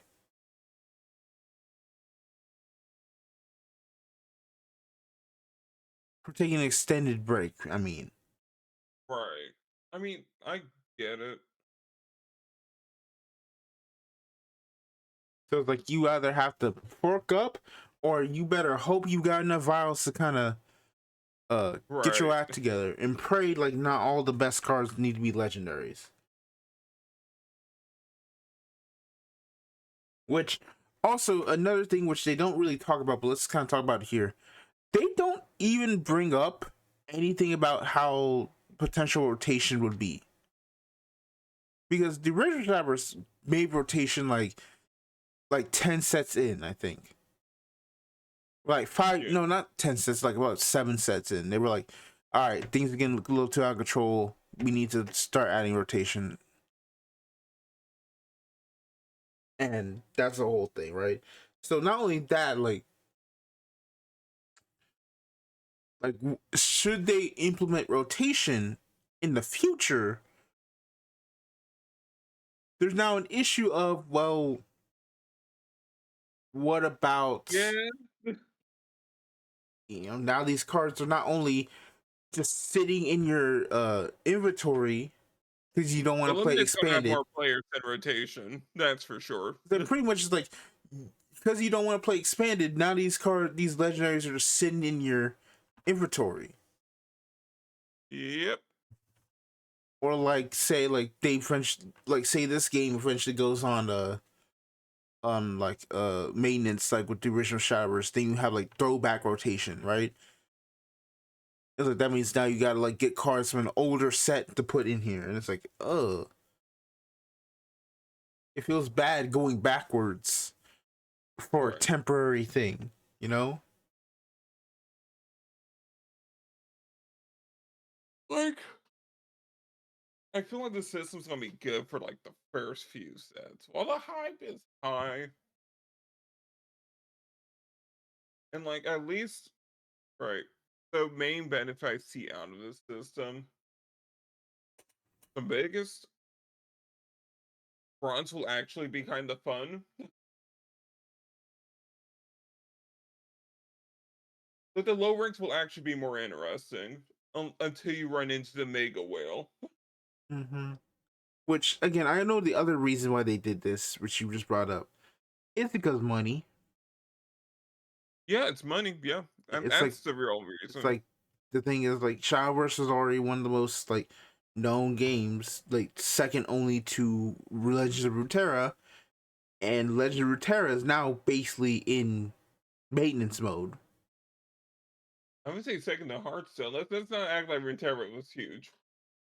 I mean, I'm talking about in terms of generosity. Because like you could literally just never spend a cent in Runeterra. Shadowverse was, I mean, Runeterra was generous. Shadowverse just had pool culture. Yeah, but it's like I literally couldn't find out where to actually put the money into Runeterra. I was like, wait, where the heck is it? It's like, then again, to be fair, I didn't spend enough time in Runeterra itself to really You like be you like, you got to try booting up Pokemon TCG Live to figure out where to put money into that game. you can't. Exactly. You literally cannot put money into TCG Live. Like Like I've never seen that before. you gotta actually like either. I mean, that also probably explains why it's such a hot mess. But like, you either have to like Yeah, buy the cards themselves, or get like, or like actually play the game enough to actually like get your cards. and it was pretty easy to play the game. And yeah, it's Pokemon. And the Gelder rewards. Yeah. Like heck, the quote unquote premium battle pass you get after like maybe playing the game for like 1 day. I don't even know what they call it, a premium battle pass. Mm-hmm. But yeah, so very much like this is kind of like one of the features. It's like it depends on what they do next. All Yep. right, this is more so just some details about Shower Special Festival in Akihabara, which happens this weekend. So we are not in Japan, we can skip this segment. Yeah, we can skip that. Card Game Festival 2025. Shower's Worlds Beyond will be at Card Game Fest 2025 in May. Blah blah blah blah blah blah Background blah art blah. exhibition at in Japan. Traverse World Grand Prix 2025. I think we know where all that money for Mahjong Yep. went. A new international tournament, the Showers World Championship, was announced during Showers Next 2024. However, to commemorate the release of Worlds Beyond, the tournament has been revamped for a more sensational experience. Look forward to Showers World Grand Prix 2025. It will be following the same tournament format as previous iterations of the Showers World Grand Prix. Changes to the prizes have also been made, and while the special Showers Evolve card will no longer be included as an additional prize, the grand prize has been increased from 10 million yen to 100 million yen. Contenders who have already qualified for the Showers World Championship will automatically qualify for World Grand Prix 2025. Stay tuned for more details on the number of contenders, qualifications, and more in a future announcement. So, yeah, 100 million yen.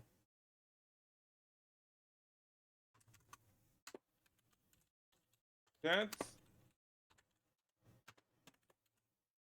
honestly pretty nice. Great To reward. USD, Great that is price tag. approximately 670 USD. So 670,000 USD. Don't do the conversion. We have to start crying about the yen price. Like that is dire for the yen. Which for the yen, by the way. Stop running the numbers on the yen.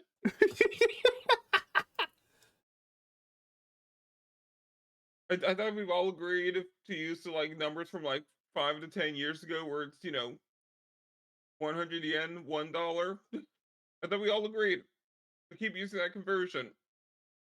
I mean, listen. The problem is also we got It's $1 million, a $1 million grand that's prize. not All right, including like country taxes. If it's we gonna $1 hit, million cash prize. all right, fine, baby. Yeah, so 100 million yen for this tournament. So I'm update sorry. to Showers Evolve Japanese Edition. Worlds Beyond's first card set will be coming to the physical trading card game Showers Evolve. Released for the Japanese edition on July 11th, not only will this new booster set feature cards like Olivia, Heroic Dark Angel, it'll also be introducing a new Super Evolution mechanic to the game. Furthermore, to help new players jump straight to Showers Evolve, 2 brand new starter decks and a special starter set containing both will release on June 27th. The special set comes with stylish supplies, including card sleeves featuring Marie Malais and Galan, as well as a set of dice. All the products come with a serial code containing in-game items for Worlds Beyond. Stay tuned for more information. So for example, like last strategy presentation, they announced, hey, there's gonna be a Worlds Beyond starter set for the English presentation, but they had the old starters. Now they've replaced them with the new characters. Oh, that's good then. So they've also have here eligible products. The purchase bonus, you get an emblem, a card sleeve, and a card back ticket if you get the Swordcraft one.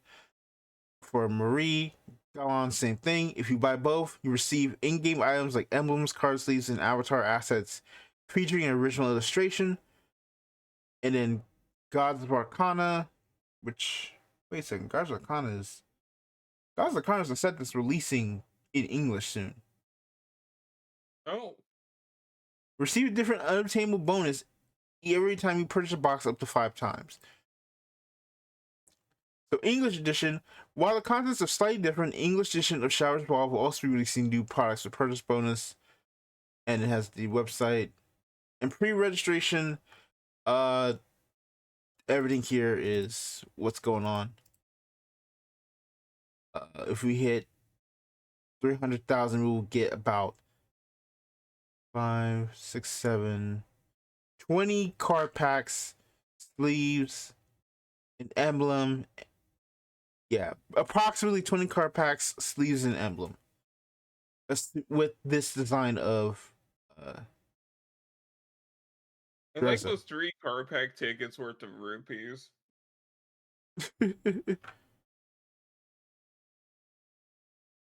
Like a lot of people talk, dang, we get 100K like rupees. I'm like, come on, dog. Ain't no way in hell they'd ever give that to anybody. That's crazy. Right. I do like this artwork of her though. This is really a lot more. I like this like angle a lot more and dynamic. I still don't like the design. Get used to it until you guys shell out for another leader, okay? I free buying Magna Zero the second he's on the shop. I need my boy back. Well, that is for the most part all the basic Worlds Beyond news. So overall, interesting. There's still a lot more questions, but at least we have an actual date. We have some more information. We just gotta wait and see. Yep. All right, on to the next part, which is crazy. I'm gonna need a 5-minute break to go make some drinks. Okay, we'll be right back. Yep. Yerby. All right, next segment. One Piece. We got a bunch of Bandai news, and we're starting One Piece. Yep. So, One Piece card game worldwide release in 2026. So they have announced that One Piece. This was the news that happened right after our podcast. They announced that One Piece will be getting a simultaneous release next year.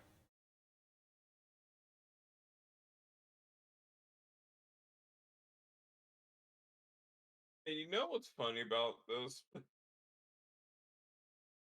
Kata made it his mission for Buddy Fight to be like a simultaneous global release.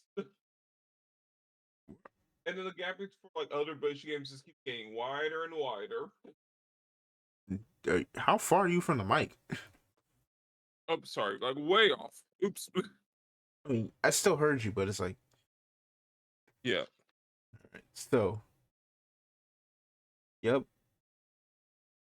The goal is to make the release simultaneous You don't. sometime in 2026. Most likely, Bandai will still down release in Japan by a month and make the West release a month faster. You know, this is the additional part of the article. Additional note that Starter Decks 23 and 28 will release in English and French first, which they're slated for release in June. Not July. In 2026. So next year.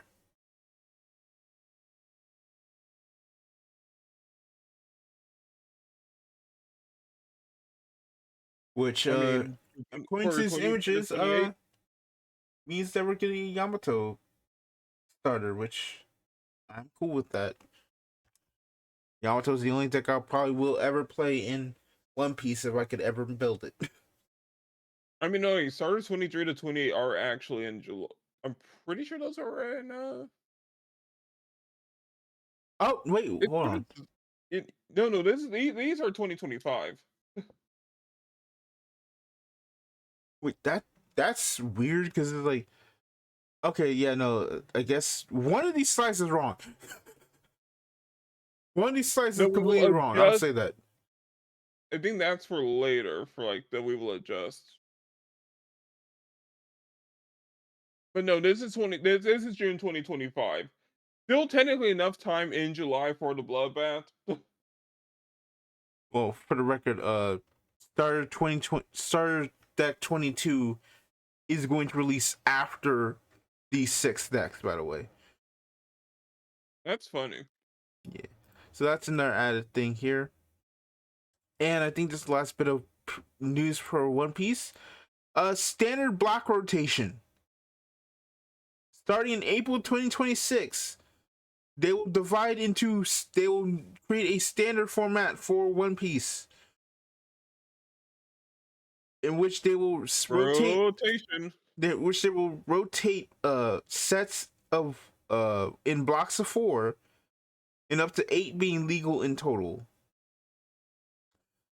which will also be connected with the worldwide release in 2026.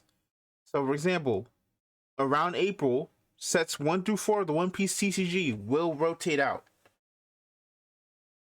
Then eventually block 2 will eventually rotate out along with Extra Booster 1 and 2. And then eventually block 3 will rotate out with set 11. 12 is not out yet. And the PR Booster 1 will eventually rotate out then too. When and how soon those rotations? Probably about a year or so. Yep. So for context, on the bottom cards, you may notice a Delve fruit symbol with a number on it. At last, it's finally have some meaning. So they have apparently been planning for rotation since the beginning. Same with I think almost every Bandai game has had this, where like they'll just put a number. It's like, oh, are we doing blocks? No. Oh, if we were doing blocks, this will be where the blocks start. Well, I mean, if you notice on every Cardfight Vanguard card since set 2 of Overdress, they started adding in the year of the set release. Oh. Yeah, that was one of the things they kind of put in. And people were asking, what is it for? It's like the original question was, oh, this is for like something. And they never like ever did it, right? Right. So they have extended format, which is cards that rotate out, maybe used in a different internal format where all cards can be used. So that's called extended. They also have the updates on the ban and reprints. If a card has been rotated out but reprinted in a different block, they can continue to be used. Extra booster or premium booster sets also note their block number, which currently have the same numbers as the corresponding sets. Ooh. So there was one other thing about the rotation, which is that the manga cards from set 1 through 4 would still be legal, even if they weren't reprinted. So like the manga alt art rarities would actually be legal in the format until I'm assuming they're just going to reprint those cards immediately, so it's like they're legal, because I could not imagine you saying, oh yeah, these cards that are alt arts that are like high rarity and probably cost a lot of money in secondary market, yeah, they're still legal, but you have to use that specific version for play. And it's like, you did ask? Right. That's a huge problem. So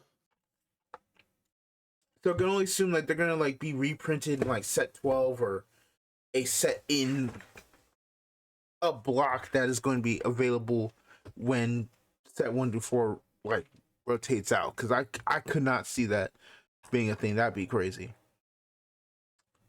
All right, I will say like 4 sets before rotation, that's fast. Yeah, I think this is like we've got a bunch of like potential rotation talk to happen later, but it very much is like of all the games to hit rotation, like I was not expecting One Piece to have it this soon. Like this is like we're not even in set 12 yet, and they're saying, "Oh yeah, we're starting rotation now." No, it's smart to do it. It's smart to establish it as early as you can. You know, you're right, but it's still like, I mean, it's pretty obviously like they pretty much had the plan to do it from the Right. Like jump. people are already saying Vanguard needs to rotate again. It's a whole different topic. I will say this, like with this and another news thing we'll talk about in a second. I do fear that Bushiroad would probably get the wrong idea, but like, well, Bandai is leading, and if we want to be the #1 card game, we probably have to steal their thing and go crazy. And it's like, well, Vanguard's retaining again. It's like, so you broke your promise, and it's like now it's like, how is this gonna work? Right. Because you can't have an eternal standard and a premium. You can't have that. You can't have 4 theoretical formats of your game. Like, it's just not gonna work like that. Like I mean, the answer is simple for Vanguard, and I've said it probably at the last two podcasts. Excise everything else, and then rotate, and then just rotate standard. Nothing but D is the only way for Vanguard to do it. There is D, and D is Vanguard.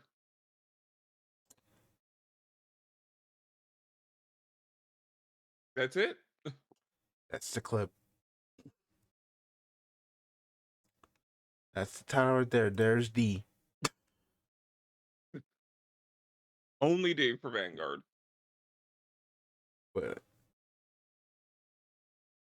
I don't know. I still don't know about that, because that is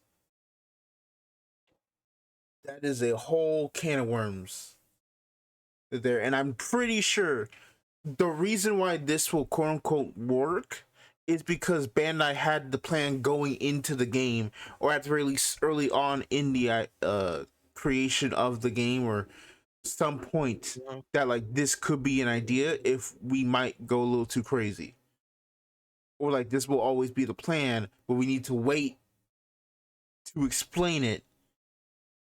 It's like Right. this is more like they had this planned, right? They literally showed like right on your screen. They literally showed like, yeah, no, this was the plan. This is why those numbers existed on the bottom of your cards the whole time. This was always the plan. I could not tell you a single thing that would be like, wish you would go, oh yeah, this was the plan. I mean, Bushiroad's never on goes. It's the plan. They're just gonna do what they always do. Because the only way Donnie you, shows up. I'll say this, the only way this works is if you get into like 2 seasons of what happens after Divines, because and then you start just getting out, and then like after a certain point you're like, all right, from here on out any Right. previous overdrive set is gone. Yep. We might reprint these cards later, but we gotta start fresh now, because then otherwise now you don't have a cut to be like there, because all the divine sets support overdress decks as well. So say like, yeah, from set 6 onwards of overdress, those are still legal, but sets 1 through 5 and everything, that's out. Yeah. And then you just slowly carve out overdress and divines until you're in D3.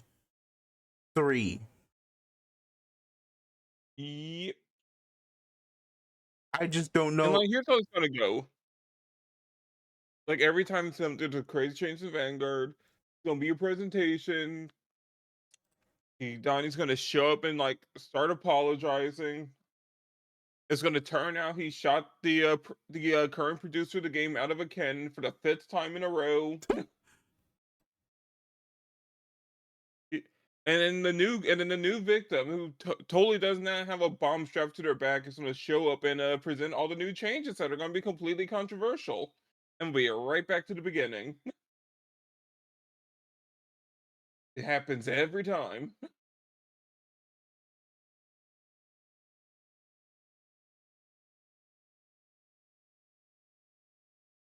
and that's fine.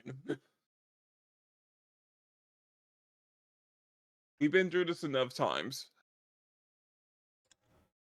Let the grandee rotation happen.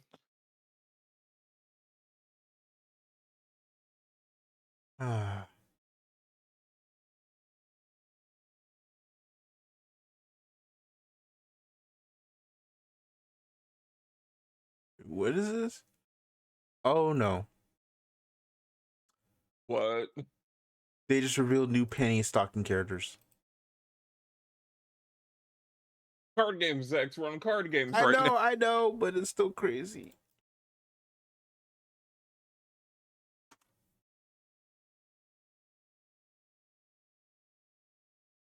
It's still like I'm still hyped for this series. I'm just like I've waited so long for this new season. Okay. I understand.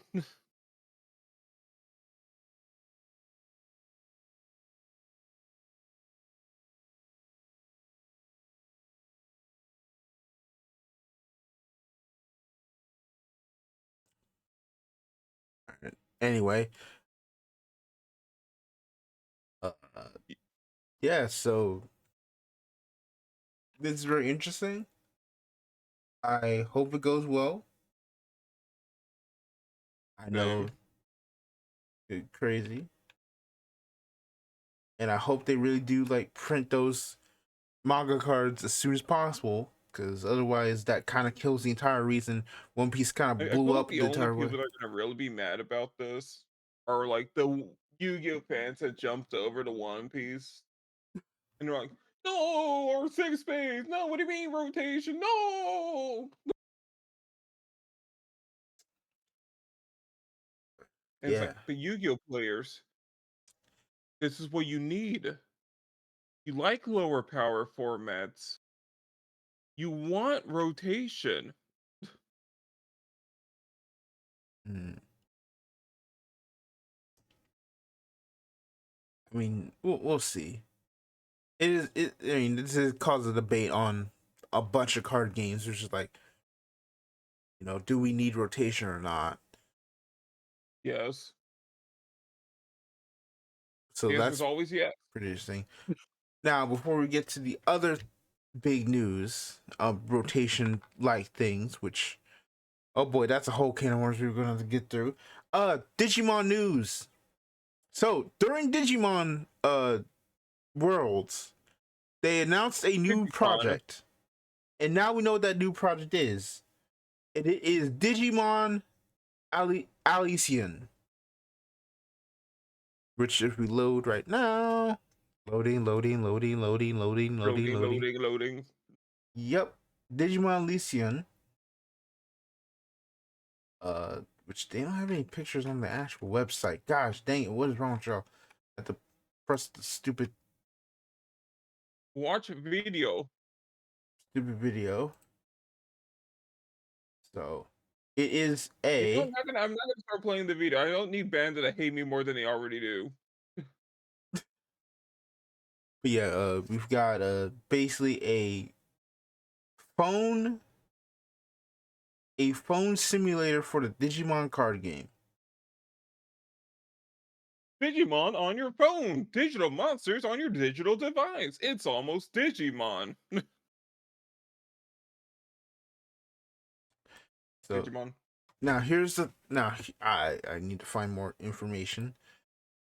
But for what I can understand, this is more not exactly like a direct one-to-one like simulator. It's more like kind of like It looks very one to one. I'm not seeing anything that's missing. so the thing is they have said there are going to be unique cards in the actual game from the Ah, actual card game. So and it's also going to have its own story mode, which we have our main character Kanata Hondo, another Paimon, which is Futre, and then we've got Valner Dragnok as like three characters who will appear, kind of like your rival. what are these Also, names? we have Gemmon as a support character, who I assume is going to be like a new like main deck, boss deck or something. So that's the trailer. They say there's going to be a closed beta test at some point, but more data will come Eventually. later.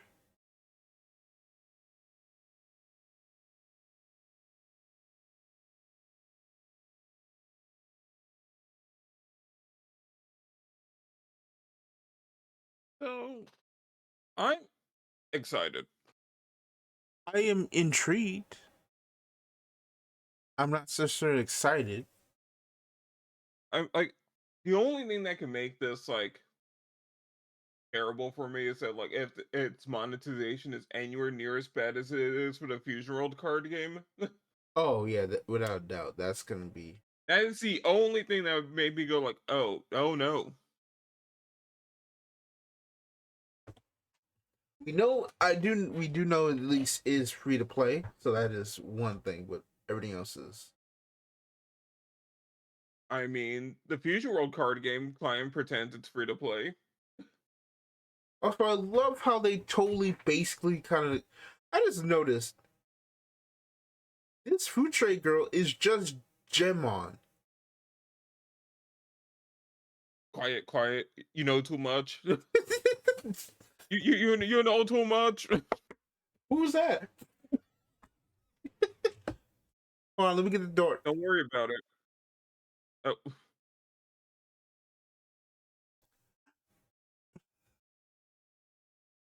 But yeah, I'm interested. It's probably gonna be more akin to like Duel Masters plays, right. which I mean that's basically how it's known. So also update they increased the cap of Pasadena to 728 people, Huh. an extra 50, which makes sense because this is going to be the last BCS of the season in America. So this is Right. people's last chance to actually get their Worlds invite.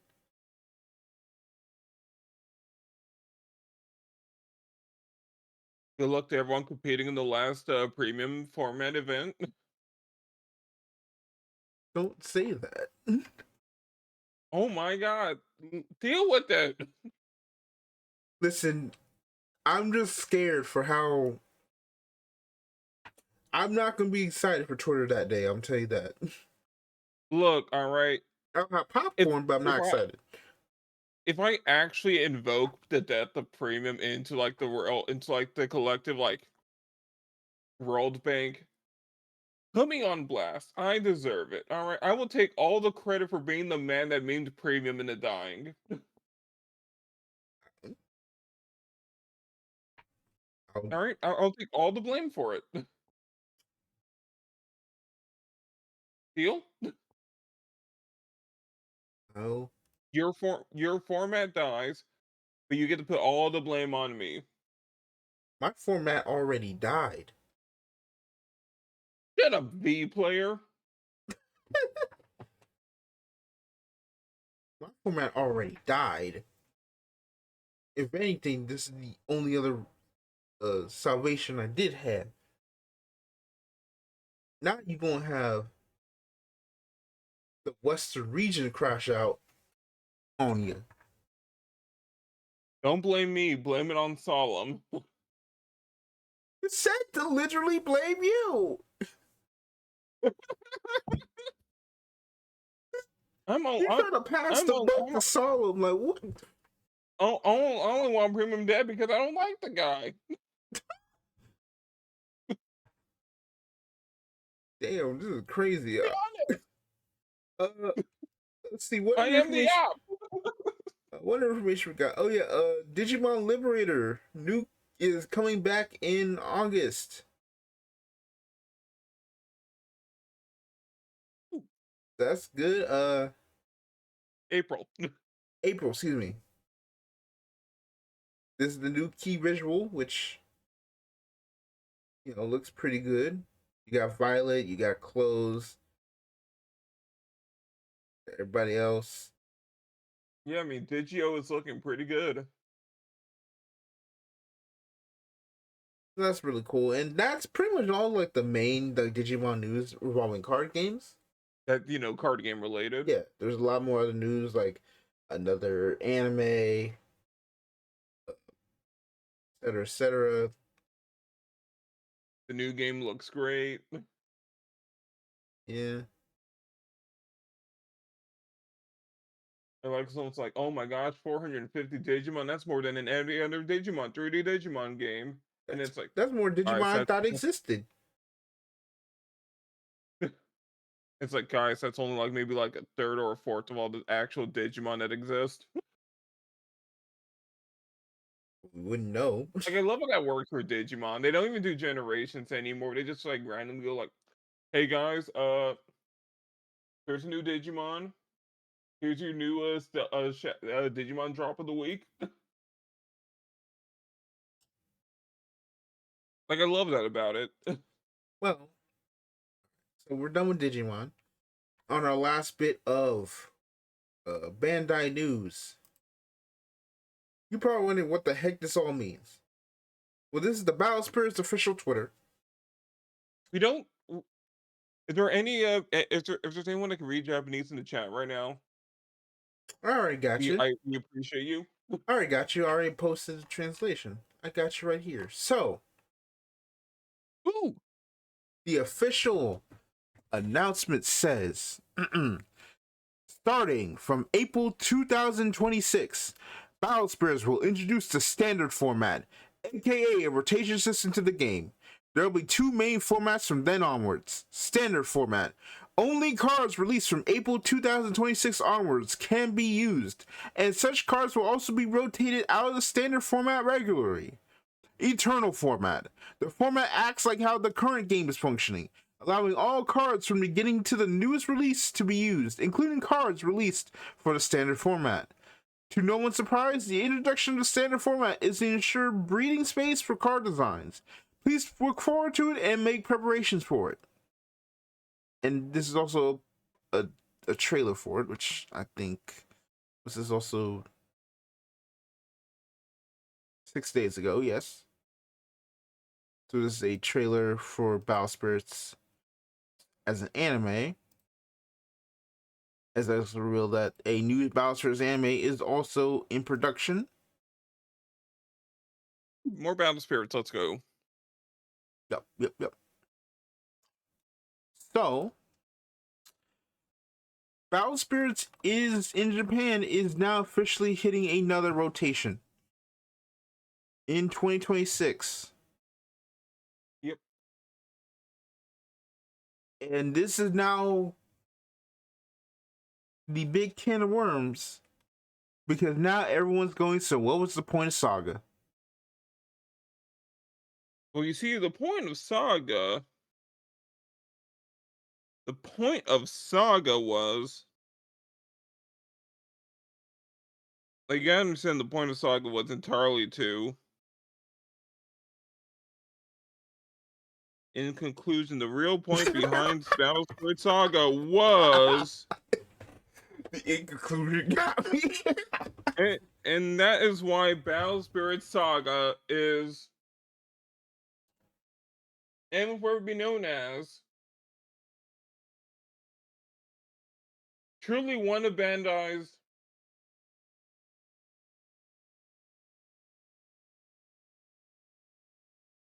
end scene.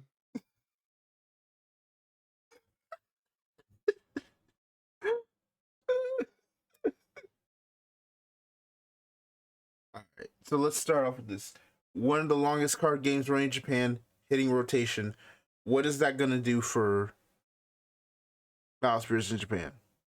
Let's start off with that. What do you think is going to happen? Things going to be fine? Things not going to be fine? I think there's gonna be a lot of strife, I imagine. I feel like most of it's gonna be on people sitting on old like collab cards are gonna be the most mad. Like you were always able to bet on a new Kamen Rider Gundam or Ultraman set, making some old cards from like almost a decade ago really important and like meta relevant.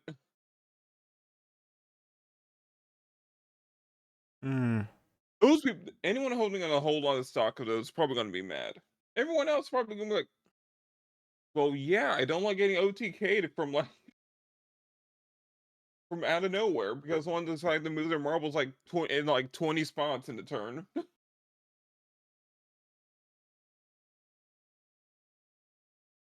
which honestly I hate looking at high level Battle Spirits gameplay. It looks so deranged.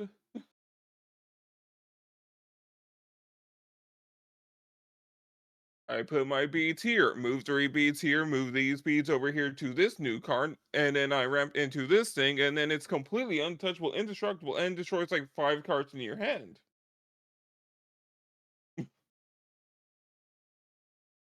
It's gonna work out. I'm the rotation man now. You rotation stronger soldier.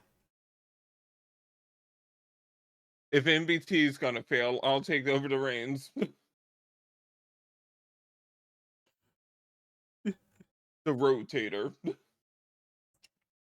Oh God, no.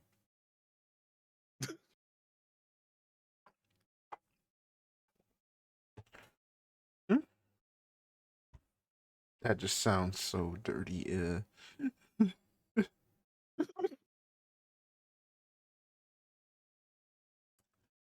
All Look, right. I just play a lot of Tetris, alright? What do you want from me? Well, so now here we go, and here's the biggest copium me and Cosmic have right now. So I pointed this out, and let me see if I can find my tweet on that, because it probably would help a lot.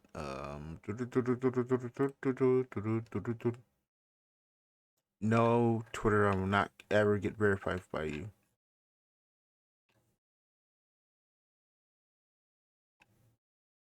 But think about how much press the podcast could get if you got verified. No, I'm not spending eight. I'm not spending $8 on nothing. But think about how much more powerful my rage bait would be if you did. I think I gotta go back for a minute.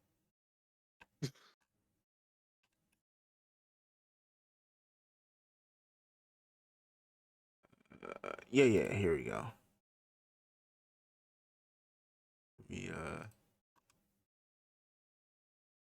we go. So here's my topic right here. At first, I wasn't really sure, but after thinking about it,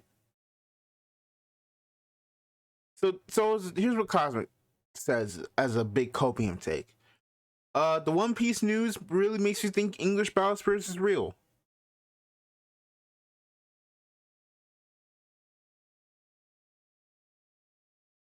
So what I said is that at first I wasn't really sure, but after thinking about it, the fact that Battle Spirit Saga is still having that 2-year anniversary party in LA and still using resources for a game they themselves discontinued, that is going to be like a couple weeks after this has already been announced. Why would you still have that if there was nothing else to possibly announce at that event? Or at least tease. Alright, now here's my anti-copium, alright? Never forget that Buddy Fight tournament Bushi held recently that completely filled every single seat. Well, the thing is, they weren't. And then Well, the thing was, it wasn't supposed to be like some sort of like special thing for Buddy Fight. It was supposed to be. It was a bunch of games getting thing. Right, just so having Buddy Fight was there, and plus it already did get its technical reboot, just not in like Bushiroad's control. At least it's direct control.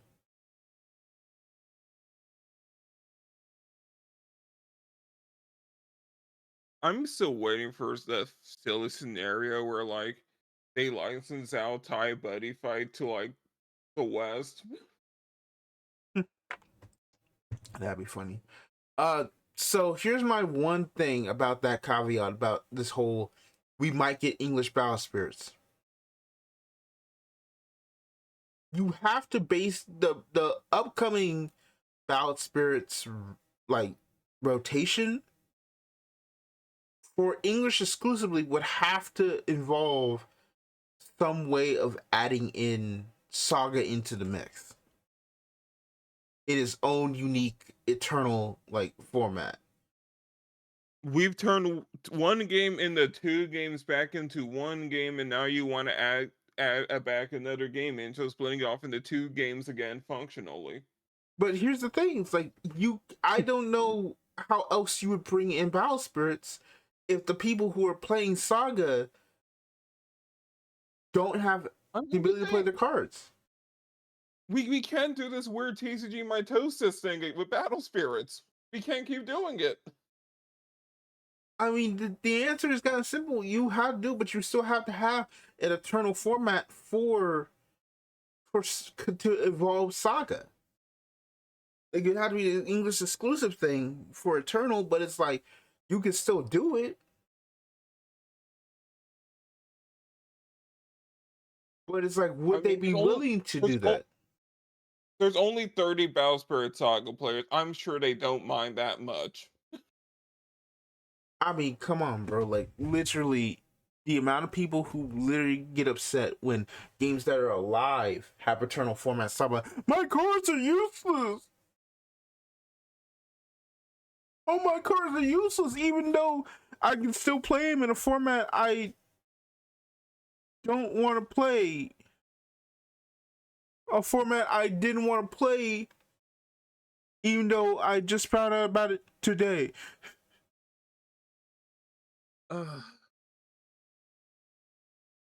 Card game players might will be the dumbest segment ever.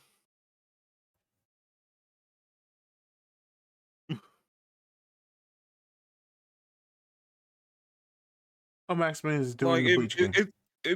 it's just a whining convention.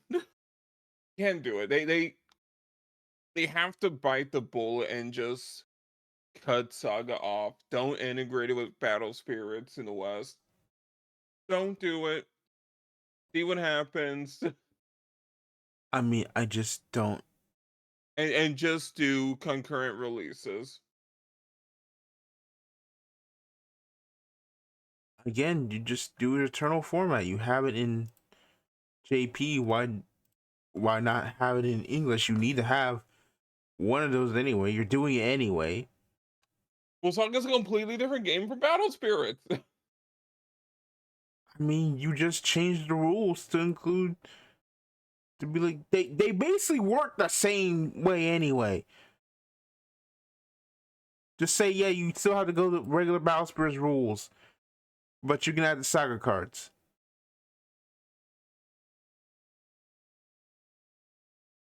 Fine.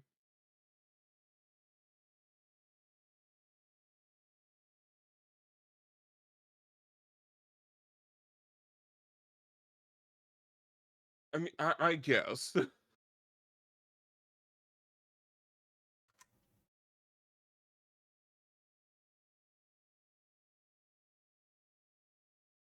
It doesn't matter at the end of the day. After like maybe like a year.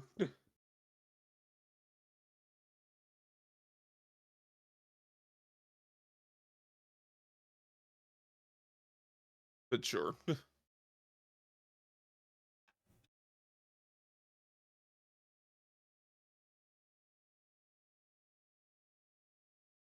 What else is on the docket for today? Um, I guess larger conversations about rotation. mm-hmm. So I'm just taking a quick break here, mostly just to kind of let the sound. So I have a good cutoff. Oh, you're good. Maybe just a quick break. Oh yeah, so like the new penny stocking characters are two guys. Nice. Where's my? All right, let's take out the news and the article. All right, so now here we go with the actual topic, which is going to be the Bushiroad strategy presentation. Which, if I can clear all these out, I can get to the actual top of the stove. This is let's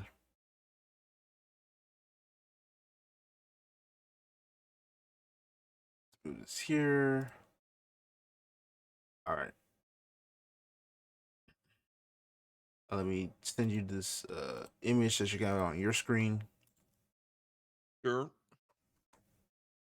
Bloop.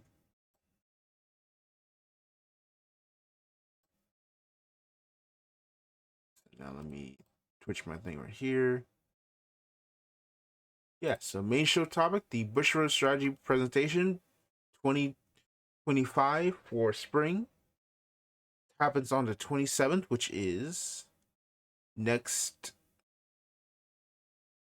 Wednesday or Thursday, I don't remember. So, on the docket, we will have Vanguard, White Shorts Blau, White Shorts Rose, Rebirth for You, Showers Evolve, Dream Order, Hololive, Quintuplets, Love Live, and Godzilla. So that is 1, 2, 3, 4, 5, 6, 7, 8, 9, 10, 11 card games on the docket. We barely had 5 last year, this year. Now all of a sudden, we got 11.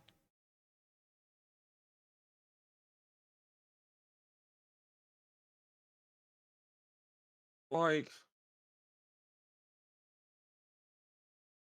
I'll just take Godzilla out back and shoot it.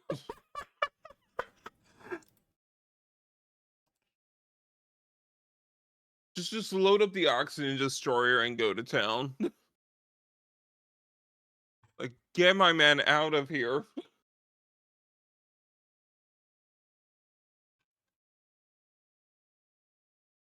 He doesn't deserve this, all right? Too late, buddy. They made their bed, now they gotta lie in it.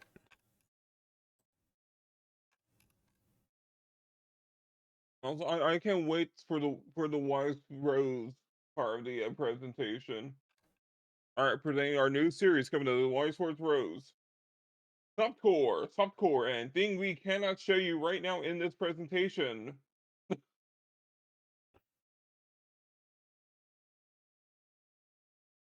The only part of the presentation only your parents can watch.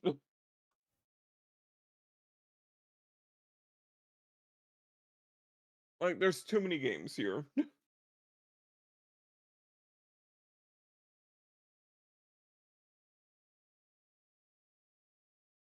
And the worst part about this list, honestly,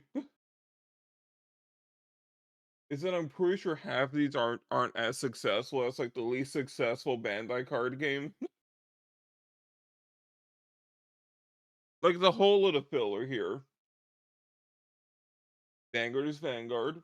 Cool. Weiss is bigger than Vanguard. Great. 2 Weiss variants. Filler. Rebirth for You. Filler, basically. Shadowverse Evolve. There's a main game. I don't even know what Dream Order is. That's the baseball game. Oh, yeah. Filler. Hololive, there's a moneymaker. And then a whole row of filler afterwards.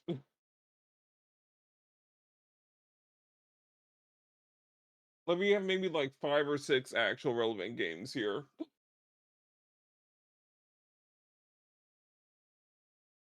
Then fluff. Uh,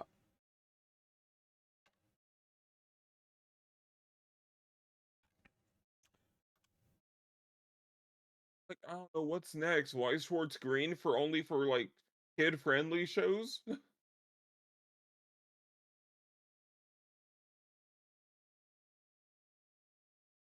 Like, I wouldn't be surprised anymore.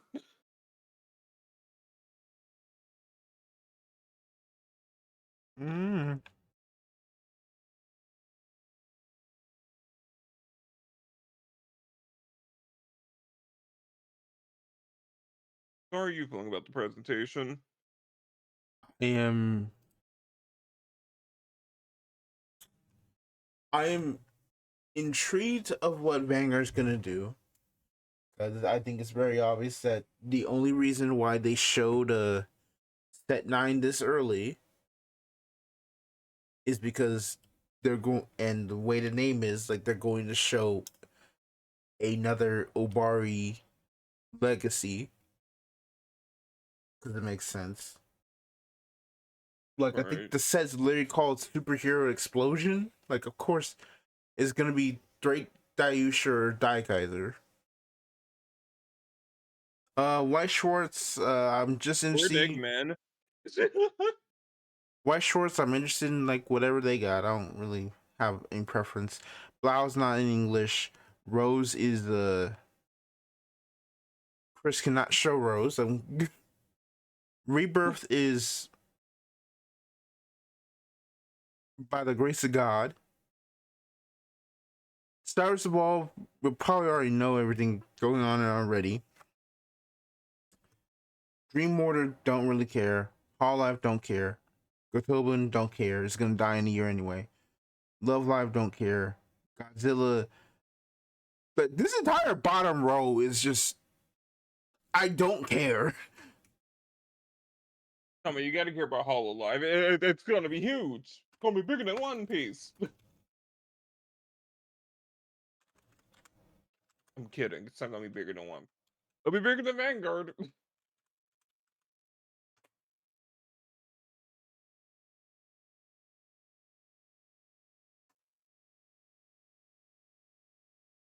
Don't worry, Zechs. You are going to enjoy the Hololive sparring stream.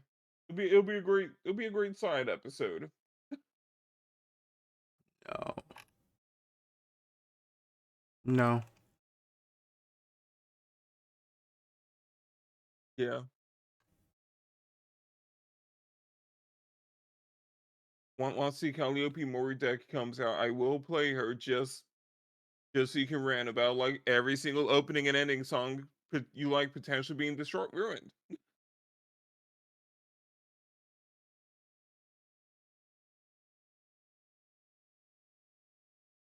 It'll be great.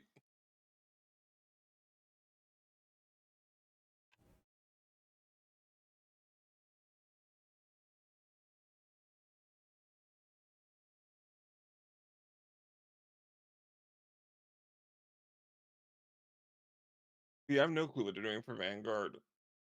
Well, like they could show off. I mean, they're probably going to announce set 10, right? Maybe. But I feel like if they like show anything from set 10, it kind of spoils the end of the season for the anime.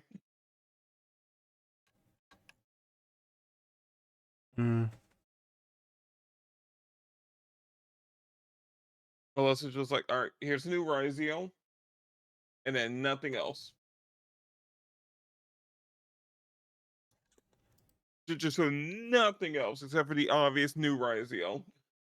Probably not Rizio. Probably weird because Ace.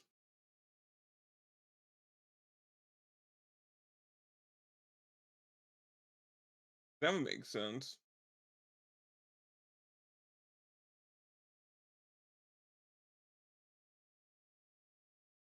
Yeah, I don't know.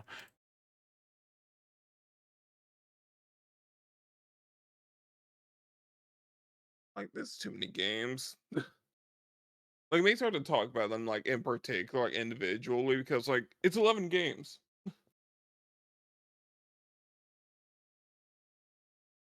And most of them are filler.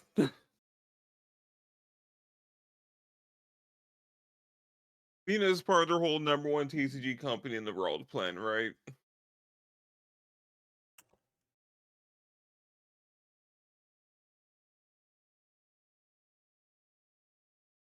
Just keep releasing games.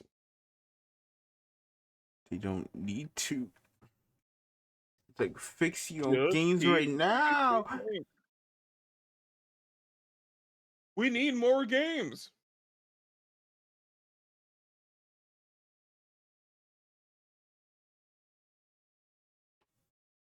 Like Alright. I swear they announced another.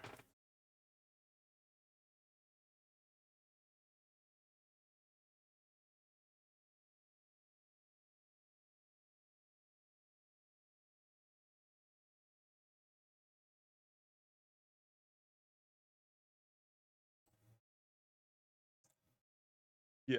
I'm sorry, I just read something that was kind of crazy, but I can't. We can't have another card game. That's the last thing they need to drop. I'm sure we can find some new IP, some IP no one cares about that doesn't fit a card game that we I'm can like, make what do a you say? card Fuck game me for. for? I just gotta think.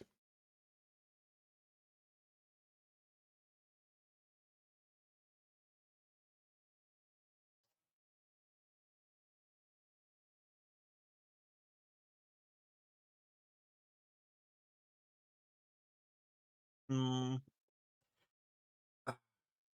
All I can say is Tanmachi trading card game.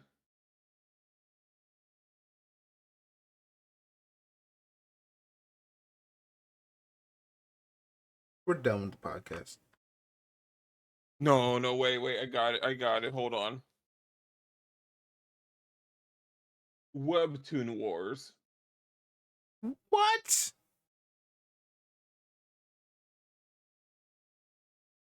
In partnership with Korea, a new Bushiroad card game featuring all your favorite manhwa characters.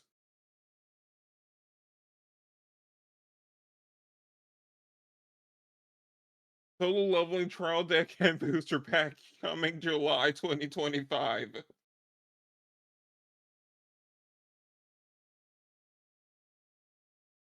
It's perfect.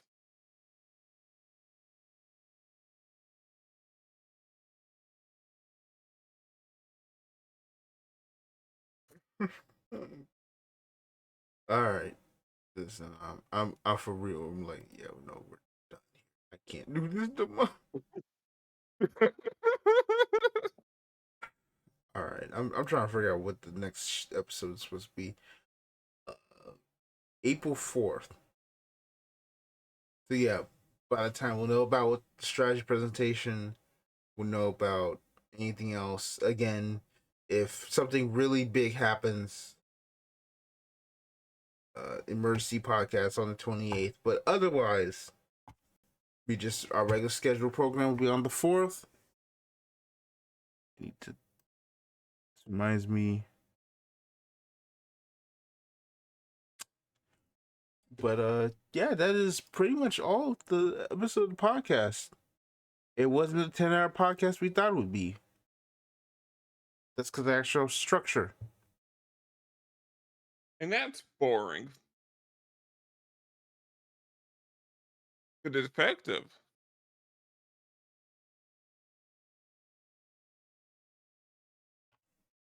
I mean, we can have a mini segment at the end about the Cardfight Vanguard one night stand metaphor episode.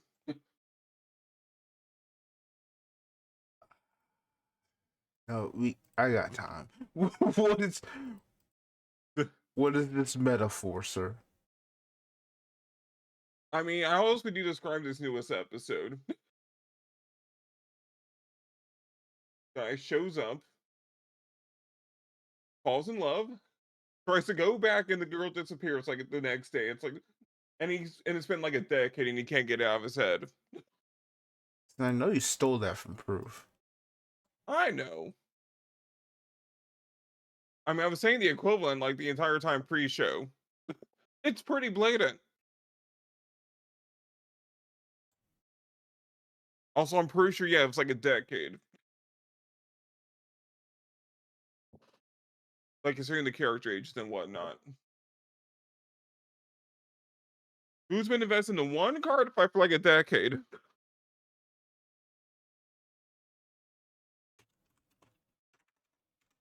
A fun good episode.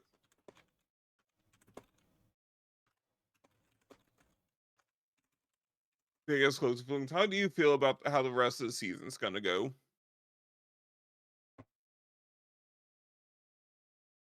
I don't know.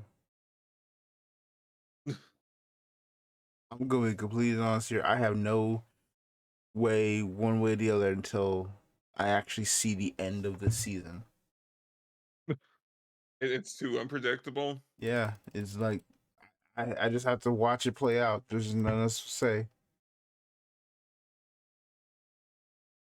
So we got to play some bets now, so you can, look back and be like, oh no.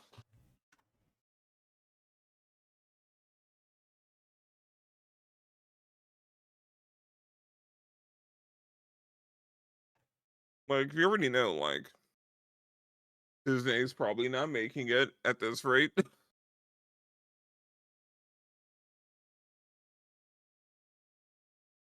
Also, that lucky draw thing was so dumb to introduce at the start. They never just going, oh man, which character's gonna get barely saved by it? Like, why?